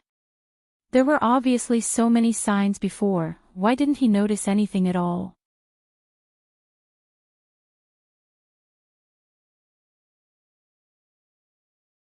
Chapter 35-99.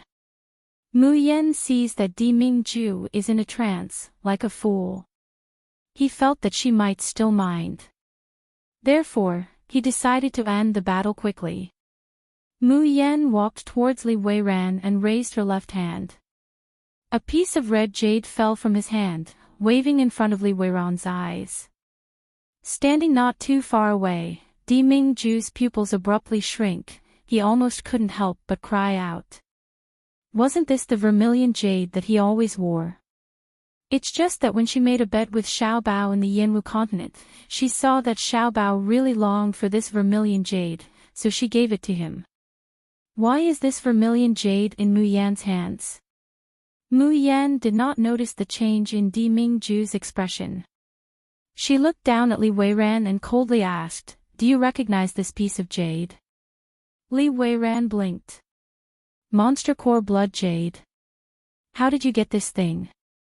Could it be that Mu Yan is related to the demon race?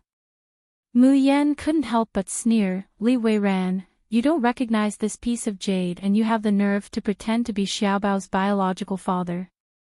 Do you believe that I won't chop you up and feed you to the dogs right now? Li Weiran blinked innocently. I don't know what you're talking about. Bang! Mu Yan punches him in the head. The originally incomparably handsome youth's left eye immediately had a bruise, making him look particularly funny. Not only was Li Weiran not angry after being hit, he even laughed softly. That smile was even happier than when he was about to succeed in his scheme against Di Mingju. I didn't see it clearly just now. Why don't you bring the jade closer so I can take a look again? Mayan expressionlessly looks at the man whose skin is as thick as a city wall. The corner of her mouth slowly hooks up into a sinister and callous curve. Do you really want to pretend to be Xiao Bao's biological father? Li Weiran glanced at Di Mingju, the smile on his face becoming even more radiant. How can you say it's an impersonation? I've always been one. Mu Yan sneered, then do you know what I wanted to do the first time I saw Xiaobao's biological father? Li Weiran's clear blue glass-like eyes revealed some curiosity. What do you want to do? Mu Yan flips her wrist and a dagger flickering with cold light appears in her hand. 7 Brilliants had just found the dagger. Because of the spirit Darren's mysophobia, there is very little junk in the Tian Mo Qin space. The dagger's attributes were quite good, so 7 Brilliants had reluctantly kept it. Now, it finally came in handy. Mu Yan laid the dagger horizontally, expressionlessly pointing it at a certain spot on Li Weiran's body.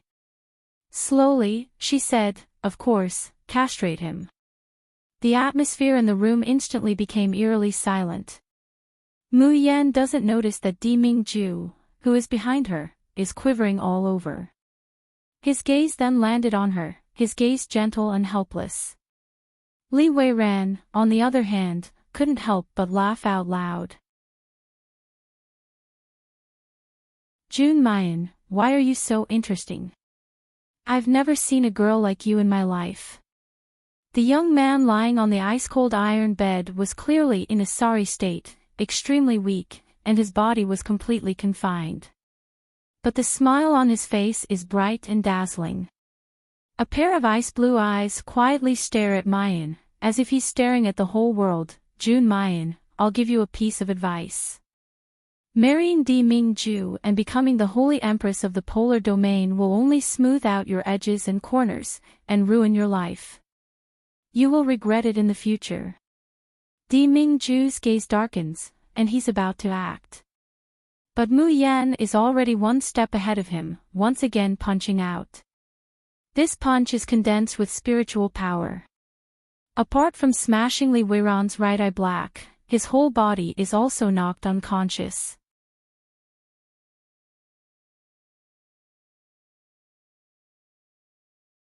Chapter 3600. Don't look at how Li Weiran is lying on the bed, seemingly unrestrained. In fact, his Dantian spiritual veins have been completely bound by Mu Yan's musician skill, prison drawing. Add to that the array in the prison, and third brother's, dragon trapping curse.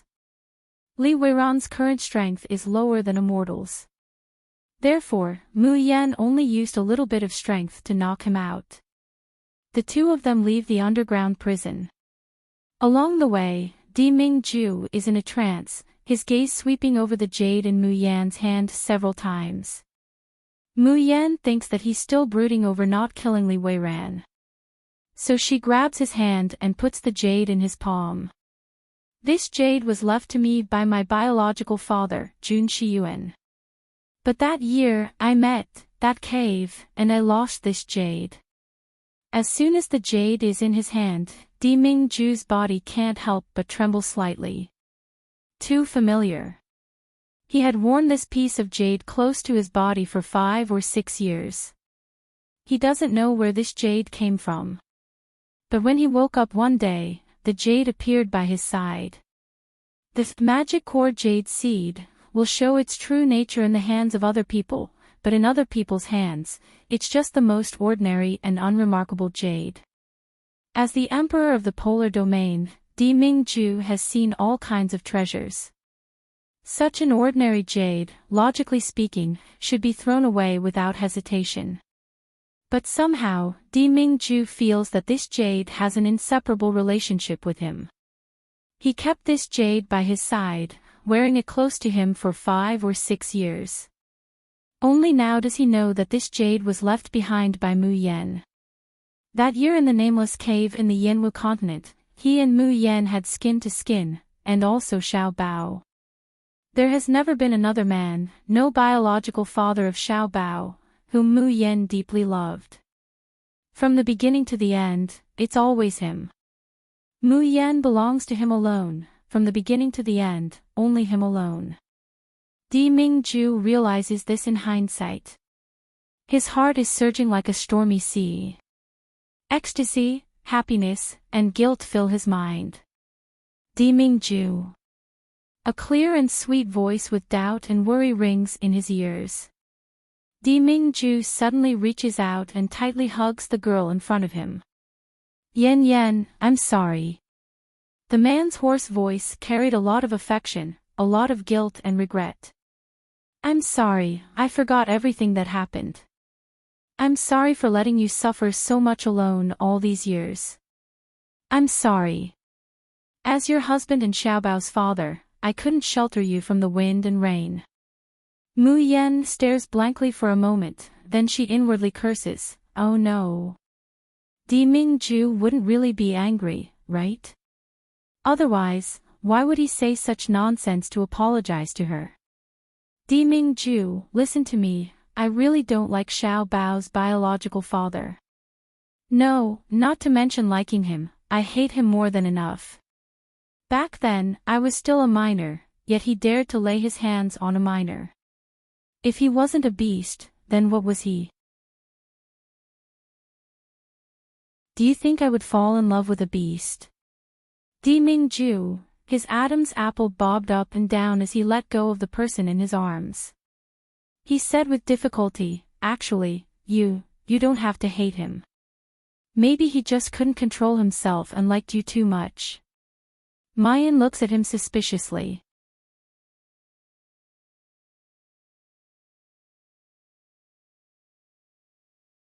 Chapter 36:01. Mayan puts on a straight face, and coldly says, "That heartless and ungrateful beast doesn't have a fart of deep love. If he really liked her, how could he eat and wipe it clean, patting his butt and disappearing without a trace? An arrow piercing through the heart." Deming-ju opens his mouth, but he can't say half a word. Mayan remembers the experience of her past life, and her face also turns cold. That person simply doesn't understand what kind of disaster he left behind for himself. Getting pregnant out of wedlock, suffering all kinds of rumors and slanders, these are nothing. But how many people would covet a small, defenseless immortal spirit body? And the ending of her past life also proves this point. Xiao Bao wasn't even born, yet he was cut out of her abdomen and refined into an elixir. So, how could she not hate him? Everything that happened in that cave back then had too many accidents arising from a combination of factors. And then there's the fuzzy memory. Mayan doesn't resent her own experience. But what about Xiao Bao? Why was he so irresponsibly brought into the world, and then abandoned like a pair of worn-out shoes, suffering all those sufferings? Mayan reaches out to hug Deming-ju, and snuggles her whole body into his embrace. "Yan-yu, I don't want to mention this person again. Let's never mention him again, okay?" Deming-ju's heart feels like it's been tossed in a pan of oil over and over again. He wants to tell the truth, but seeing the pain and indifference in Mayan's eyes, he swallows back the words that are on the tip of his tongue. "Okay." He hears himself respond in a hoarse voice, "If this is what Yan wants."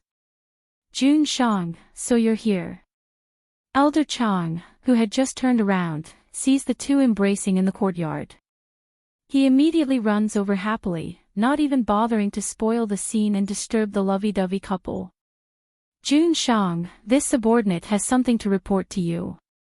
Elder Chang excitedly says, "Little master, he awakened the Leaf Fire bloodline." Deming-ju stares blankly, Leaf Fire bloodline. His mind suddenly remembers the Leaf Fire Day mark that appeared on his forehead at that time. Elder Chang once said that it was a direct descendant of the polar domain who had awakened the Leaf Fire bloodline. At that time, how could Deming-ju have thought that the one who awakened the Leaf Fire bloodline was unexpectedly Xiao Bao, his, Deming-ju's son? Elder Chang sees that Deming-ju's entire body is in a daze. He anxiously says again, "Di-jun, that's the Leaf Fire bloodline just like you." Deming-ju's heart suddenly jumps, and he hurriedly interrupts him, "Ben-jun will go see Xiao Bao." Mayan asks doubtfully, "The same as Deming-ju?" Deming-ju also has the Leaf Fire bloodline. Elder Chang said, "Of course." The Leaf Fire bloodline is, Jun Shangdaren's heart is flustered. His face was still taut as he pretended to inadvertently interrupt Elder Chang's words. Even in the Shushan continent, the Leaf Fire bloodline is an extremely rare bloodline that can be inherited. The polar domain is one of them. Xiao Bao has awakened his Leaf Fire bloodline. I'll watch over him. He'll be fine. Hearing this, Mu Yan is simply overjoyed.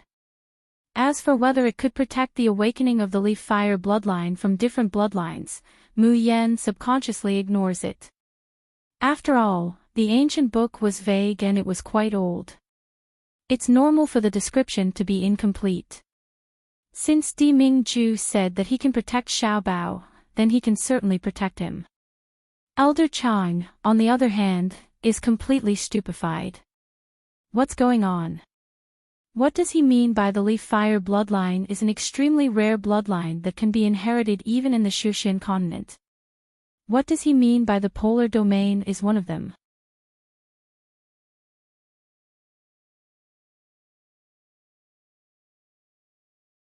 Chapter 3602.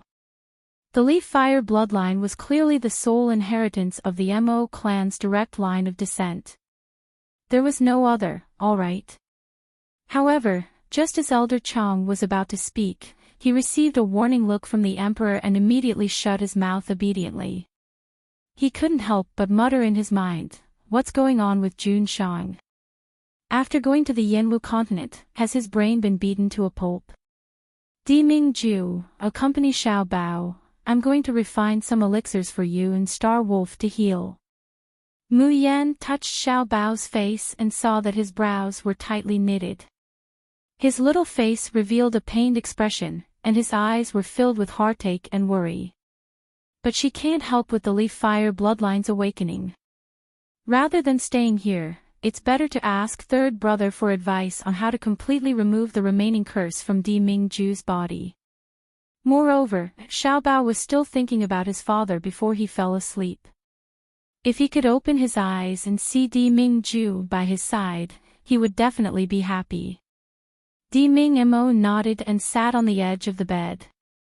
Only when Mayan's figure disappears outside the door, does his eyes dare to reveal his bitterly suppressed emotions.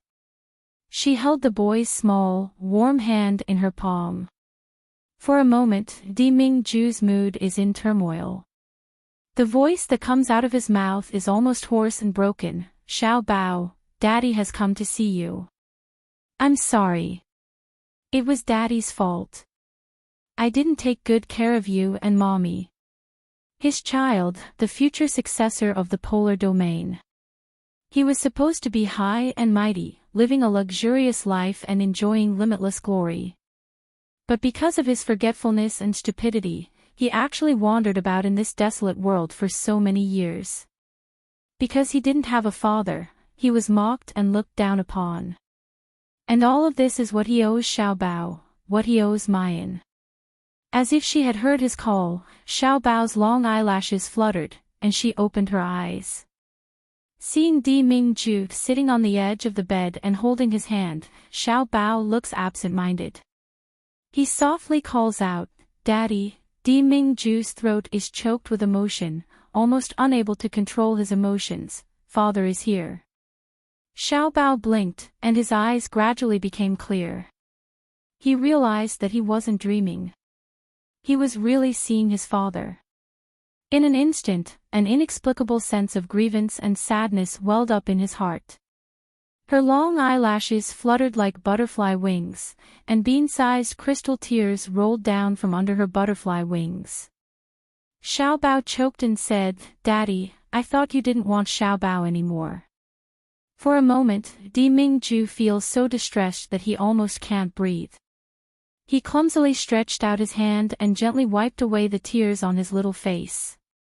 With a gentle voice that he had never used before, he said, How could Daddy not want Xiao Bao? But Lil Bao is sick. He feels terrible. Father came and then left. He didn't even take a look at Xiao Bao. As Xiao Bao spoke, he felt more and more wronged, and tears streamed down his face. Her small body was also trembling slightly because of her sobs. Because Xiao Bao isn't Daddy's biological son, Daddy despises Xiao Bao. Don't you want Xiao Bao anymore?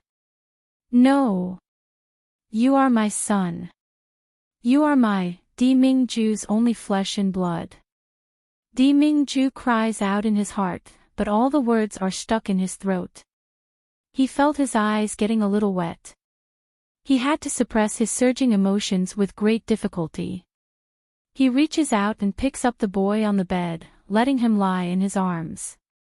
With the other hand, he gently wipes away the tears on the boy's face.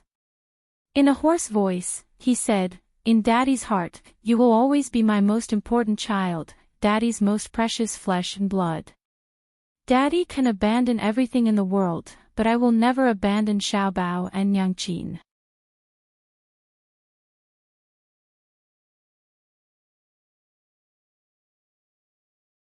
Chapter 3603. His long eyelashes fluttered gently. Because those big eyes have been washed by water, they appear even more translucent and bright, like the most beautiful gems in the world. Deming-ju continues, Daddy didn't come to see Xiao Bao before, it was Daddy's fault. Xiao Bao, forgive Daddy, okay? Xiao Bao grabs Deming-ju's lapel, somewhat bashfully burying his whole face in Deming-ju's arms. His muffled voice comes with some excitement, Xiao Bao doesn't blame Daddy. Nyingqin said for Xiao Bao to believe in Daddy, and Xiao Bao has always believed. In Xiao Bao's mind, Daddy is also the best daddy in the world, Xiao Bao's only daddy. Deming-ju abruptly tightens his grip, tightly hugging the little person in his arms. He can no longer hold back the moisture in his eyes, almost blurring his vision.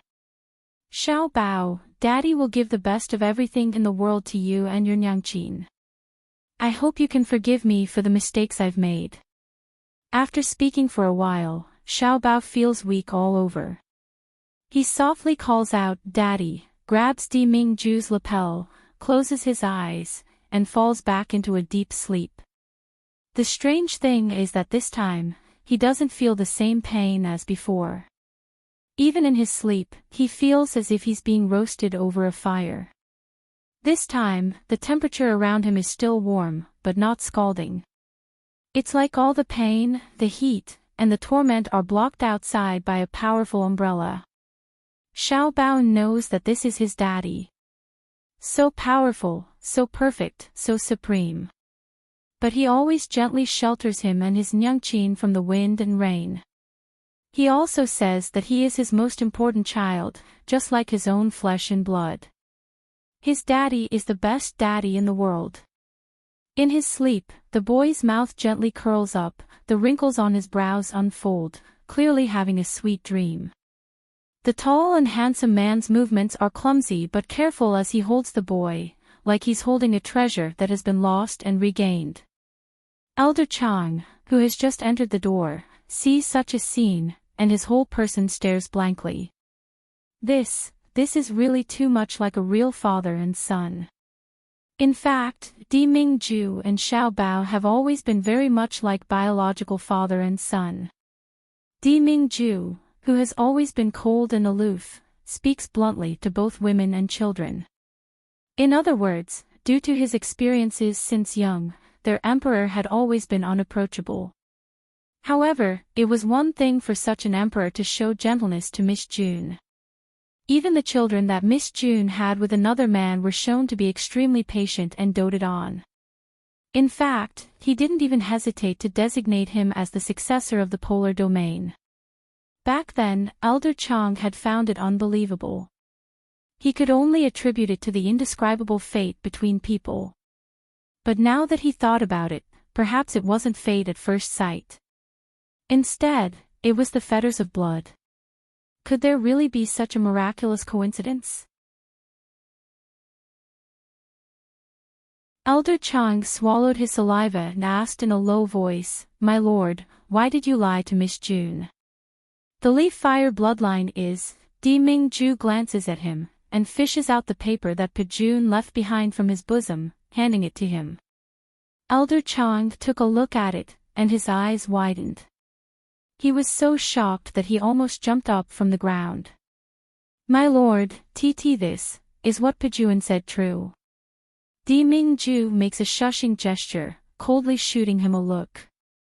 Elder Chang immediately covers his mouth, and cautiously glances at the sleeping Xiao Bao. Seeing that he didn't wake up the little master, he lets out a long sigh of relief. At this moment, Elder Chang's brain is also a lump of paste.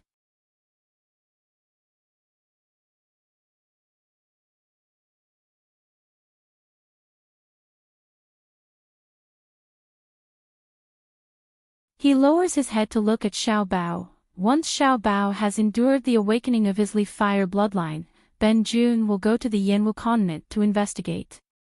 Old Man Chang nodded, then this old man will stay on the floating island to look after Miss June and the young master. 2 days later, Xiao Bao completely endured the awakening of his leaf fire bloodline and became lively again. And his strength had also increased by leaps and bounds. Originally, he was the same as Luo Yu, at the beginning of the Earth Expansion Realm, but now he had leaped to the 6th level of the Earth Expansion Realm, which made Luo Yu extremely depressed. In the entire Xiaoyao sect, except for Yun Ruhan and Chu Moli who were taken away by Yi Qingfeng, the others had reached the peak of the Earth Creation Realm. He was the only one who was still in the initial stages of the Earth Creation Realm, which was a serious hindrance to the Xiaoyao sect.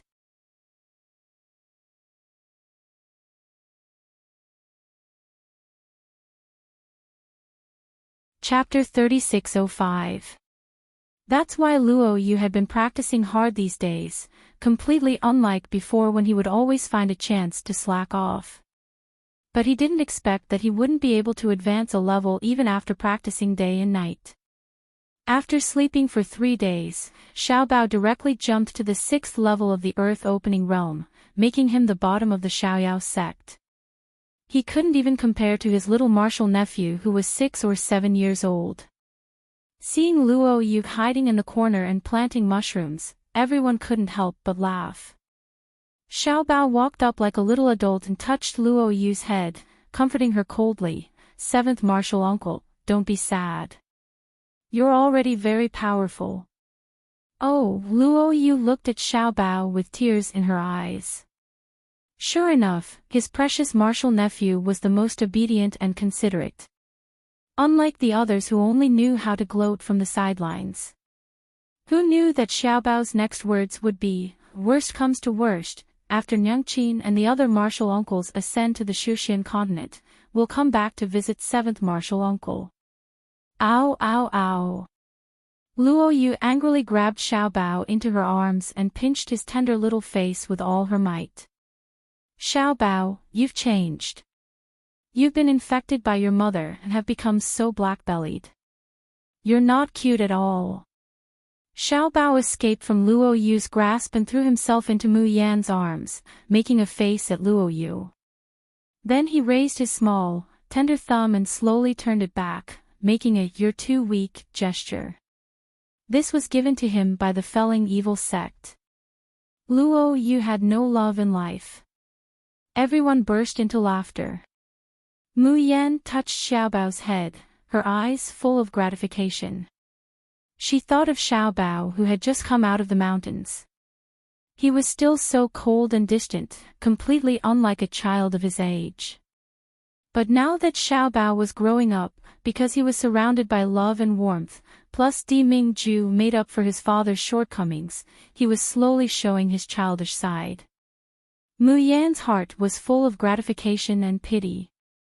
Her greatest wish in this life was to make Xiaobao happy, and then accompany him as he slowly grew up and became an indomitable spirit. Now, this wish was being realized step by step. The people around her were also becoming more and more happy and perfect. Her wish was fulfilled in this life. Luo Yu glared at Xiaobao, whose face was taut, but he was still gesturing with his thumb down. She was so angry that her teeth itched. He rolled up his sleeves and said, "Let's go.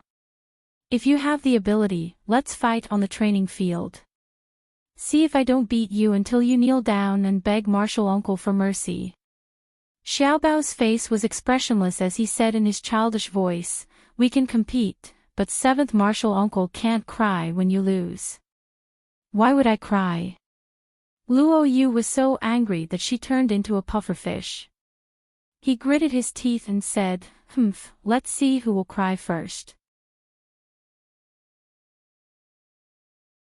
Although he said that, he still glared at Mu Yan and the others. "You are not allowed to come over to watch the battle, to prevent you from secretly helping Xiaobao." Xiaobao also nodded. 7th martial uncle also wants his face. Even if he cries, he can't let others see it. "Hey! My bad temper." Luo Yu grabbed Xiaobao's collar and carried him in her arms, heading towards the martial arts arena. Ha ha ha ha, there was a roar of laughter in the courtyard. Even Mu Yan couldn't help but shake her head. But soon, they couldn't laugh anymore. Boom! A loud noise came from the direction of the martial arts arena. Then, innumerable black gas, as thick as ink, surged into the air and filled more than half of Liberty City. What happened? What is that black gas?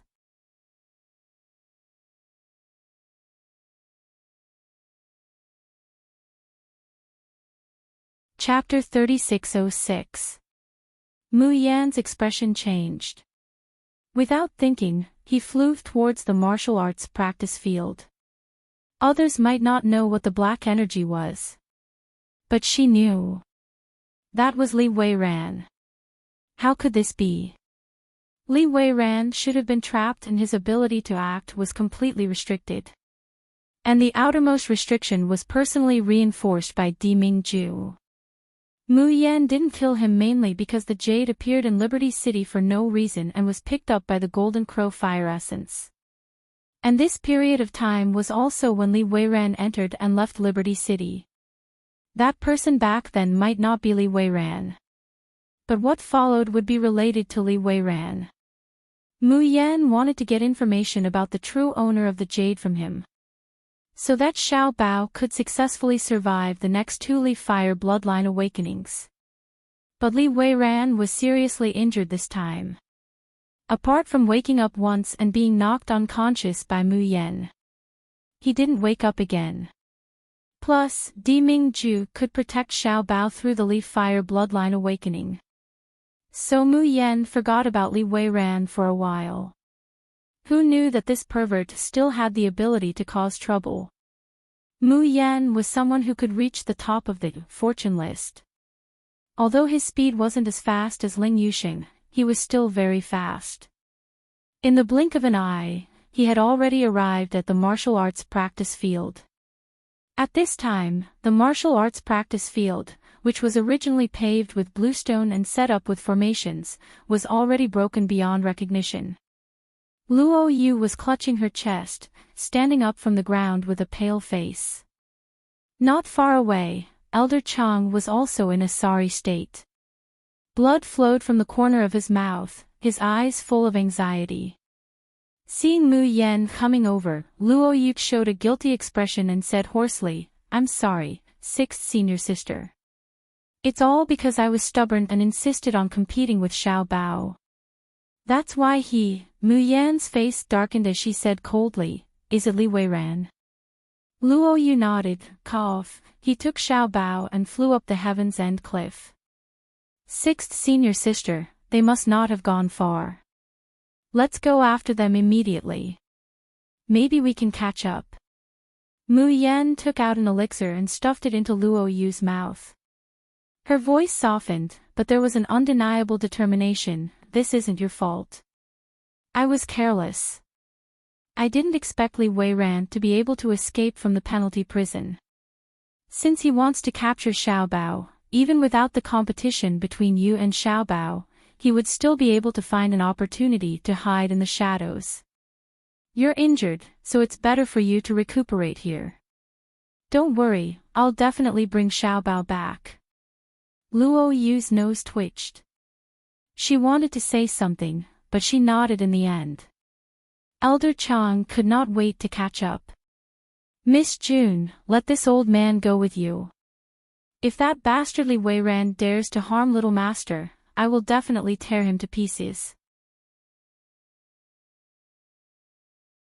Elder Chang was filled with regret and shame. He had clearly been guarding by the little master's side all along, but he had actually failed to do so. Li Weiran, who was already heavily injured, directly snatched her away. He really let down the little master, and even more let down Jun Shang's entrustment. Heaven's End Cliff, inside a cave in the drunken evening forest. Little Bao pursed his lips tightly as he stared coldly and vigilantly at the white-clothed young man in front of him. The gears in his head spun quickly as he tried to figure out what his goal was and why he wanted to capture him. In the cave, the fire crackled as it burned. A plump, juicy hair was skewered on a stick over the fire and was being roasted continuously. There was a sizzling sound of oil. An enchanting fragrance permeated the entire cave. Gurgle. Little Bao suppressed the urge to swallow his saliva, but his little stomach rumbled uncontrollably.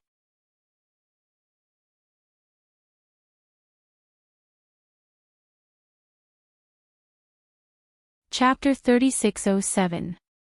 Li Weiran glanced at him and smirked.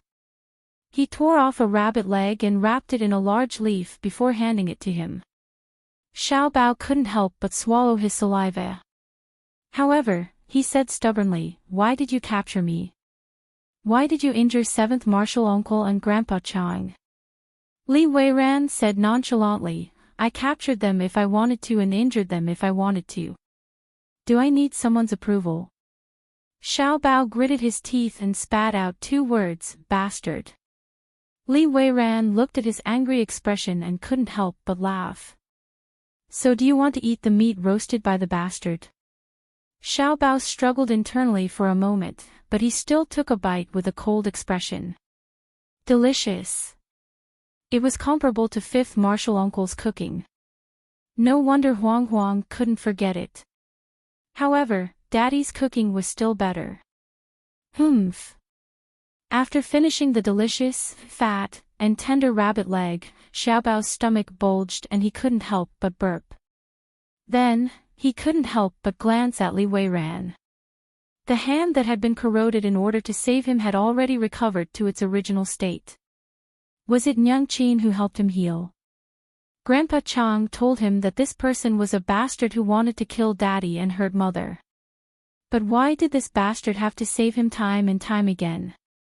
Even in the desert of the chaotic heaven cave abode, he was willing to sacrifice his life to save him.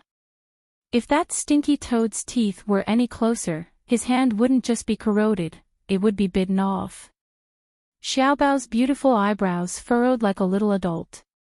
He felt that he should hate this bastard Li Weiran. Now that he was captured, he should fear and hate him even more. But he didn't seem to be afraid at all. Li Weiran turned back to look at him and said with a smile that wasn't a smile, "Even if you keep staring at me, I won't let you go." Humph. Xiao Bao turned his head coldly, expressing his disdain. But after a while, he couldn't help but ask, "Why did you harm my father and mother?"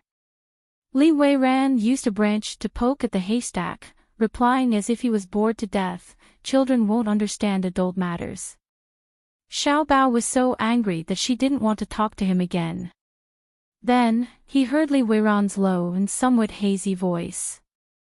"Because his mother killed my mother and caused me to become like this. So, I want him to lose everything as well.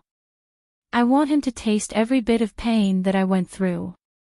Xiao Bao felt a little dizzy. It took him a while to understand that it was his father's mother who killed Li Weiran's mother, making him an orphan and suffering a lot. That was why Li Weiran, who had grown up, wanted to take revenge on his father. Xiao Bao thought about it in his own shoes. If someone killed his mother, he would be in so much pain that he would wish he was dead. She will restrain herself from tearing the person who harmed his mother into pieces. The cave quieted down. Li Weiran slowly chewed on the other rabbit leg. Seeing that the little guy's nose and eyes were cursed together and his little face was taut, Zhang Wuji's heart skipped a beat. That appearance that was 70% similar to Mu Yan, revealed a bit of cuteness and elegance at this moment. He couldn't help but chuckle softly. "What? Don't you think I should take revenge on your father?" Xiao Bao pursed his lips and said after a long while, "I don't know. But it's useless even if you want to take revenge. In any case, you can't beat father." Li Weiran, this little brat's eloquence has improved. Xiao Bao continued, "Father's mother did something wrong, but father didn't do anything wrong. Mother said that every grievance has its perpetrator, and every debt has its debtor. Father is also very innocent. Of course, you can take revenge on father, but I won't stand on your side."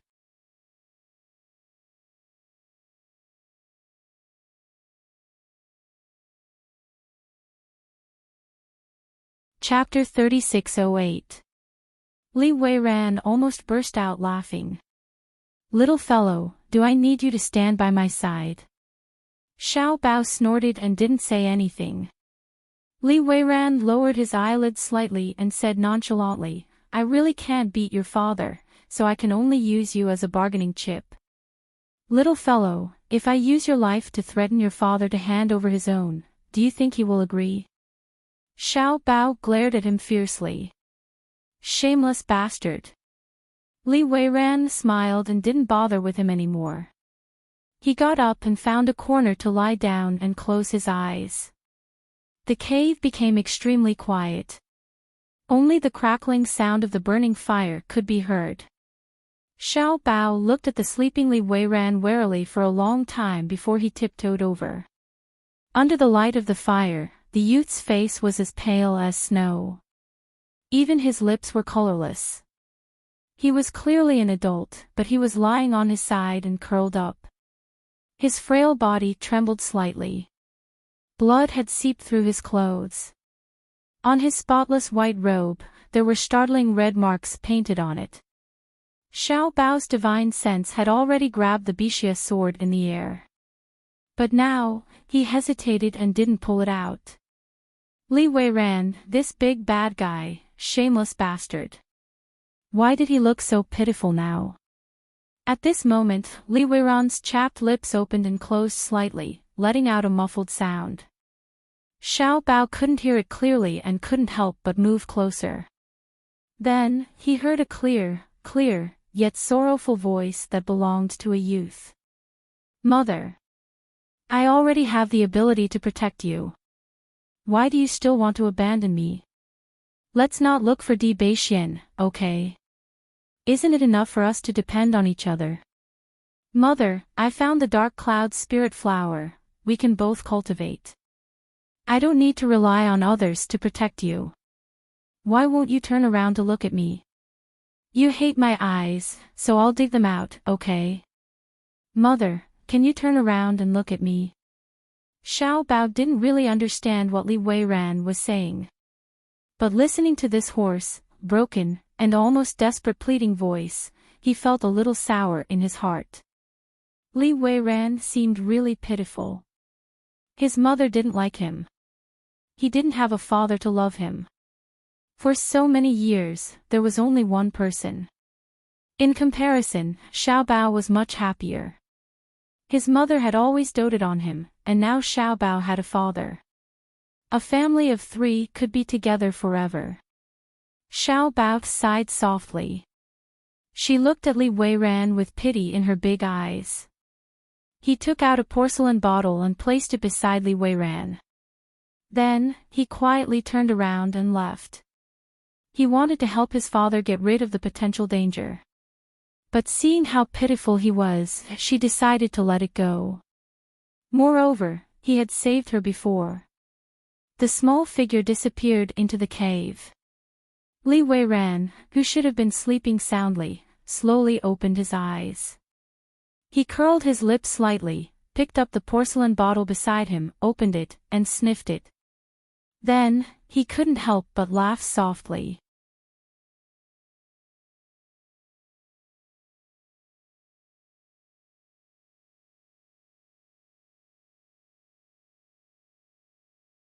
Chapter 3609. It seems that Di Mingju already knows about the little guy's past. Therefore, this impostor was no longer a thorn in his side. Di Mingju, you must be ecstatic that you have regained what you lost, right?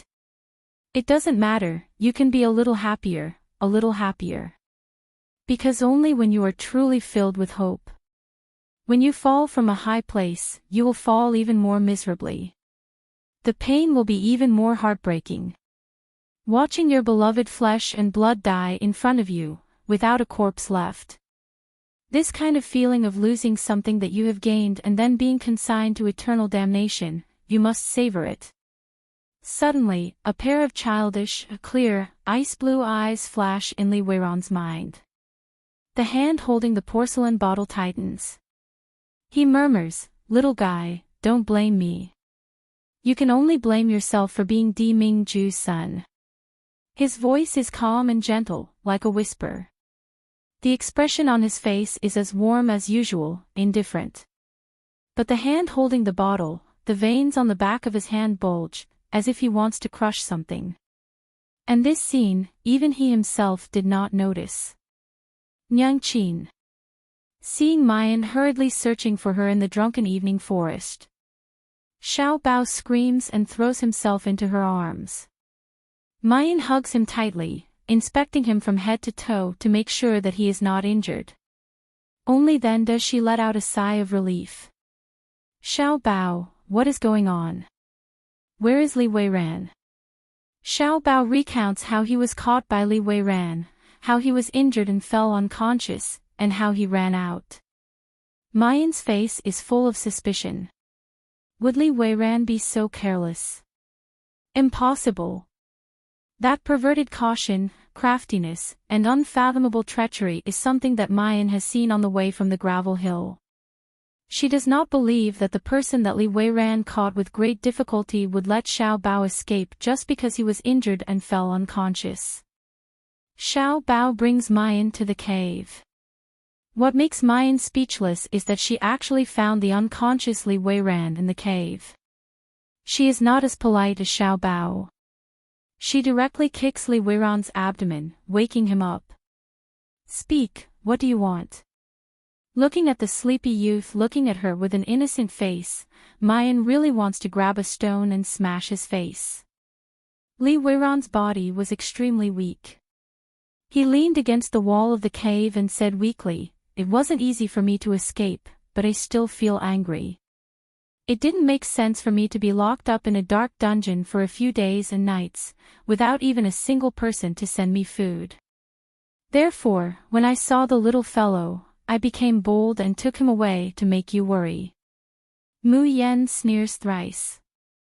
Damn pervert, do you think that I will believe your lies that come out of your mouth? Li Weiran didn't seem to notice Mu Yan's expression as he continued, but I regret bringing the little fellow here. The little guy is Mayan's heart. You must be very sad that he's taken away. I have deep feelings for you, how could I bear to see Mayan sad? Thus, she simply pretended to be asleep and let him go. For the sake of my infatuation with you, Mu Yen, you definitely won't blame me, right? Mu Yen takes a deep breath. He repeated in his heart 3 times, "Don't bother with a lunatic." She took Xiao Bao's hand and turned around to leave. She doesn't even want to say half a word to him. "Jun Mayan, aren't you going to catch me and bring me back?" Li Weiran's voice comes from behind.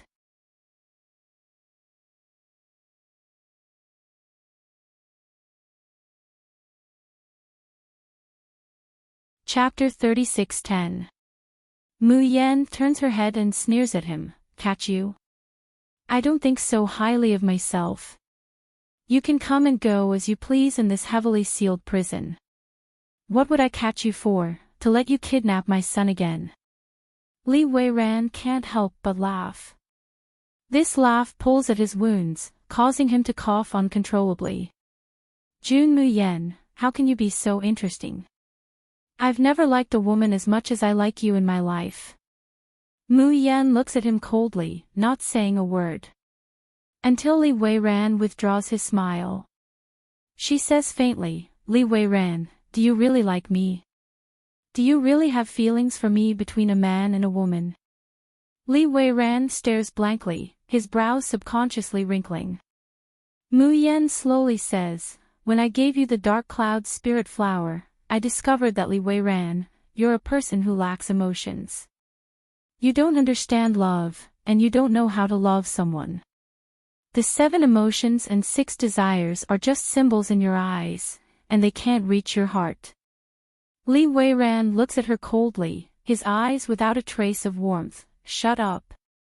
Mu Yen ignores him and continues, "You treat me and Xiao Bao very specially, saving our lives time and time again. You did all of this not to deliberately get close to us and use us as chess pieces to attack Di Mingju. It's also not because you really fell in love with me at first sight and wanted to be with me. It's because of a freak combination of factors. Because of the dark cloud's spirit flower, you entrusted your mother's obsession, unwillingness, and feelings to me. You want me to accompany you, so that you don't have to be alone anymore. But that's not love, it's not even possessiveness. Li Weiran's eyes are slowly dyed red. He slowly stands up from the ground, saying word by word, I told you to shut up, did you hear me? Mu Yan sighs softly, Li Weiran, I don't know about the grudges between you and the polar domain and Di Mingju, and I won't interfere. If the polar domain really owes you, you can rely on your own ability to get it back. But, you have your hatred, and I have my obsession.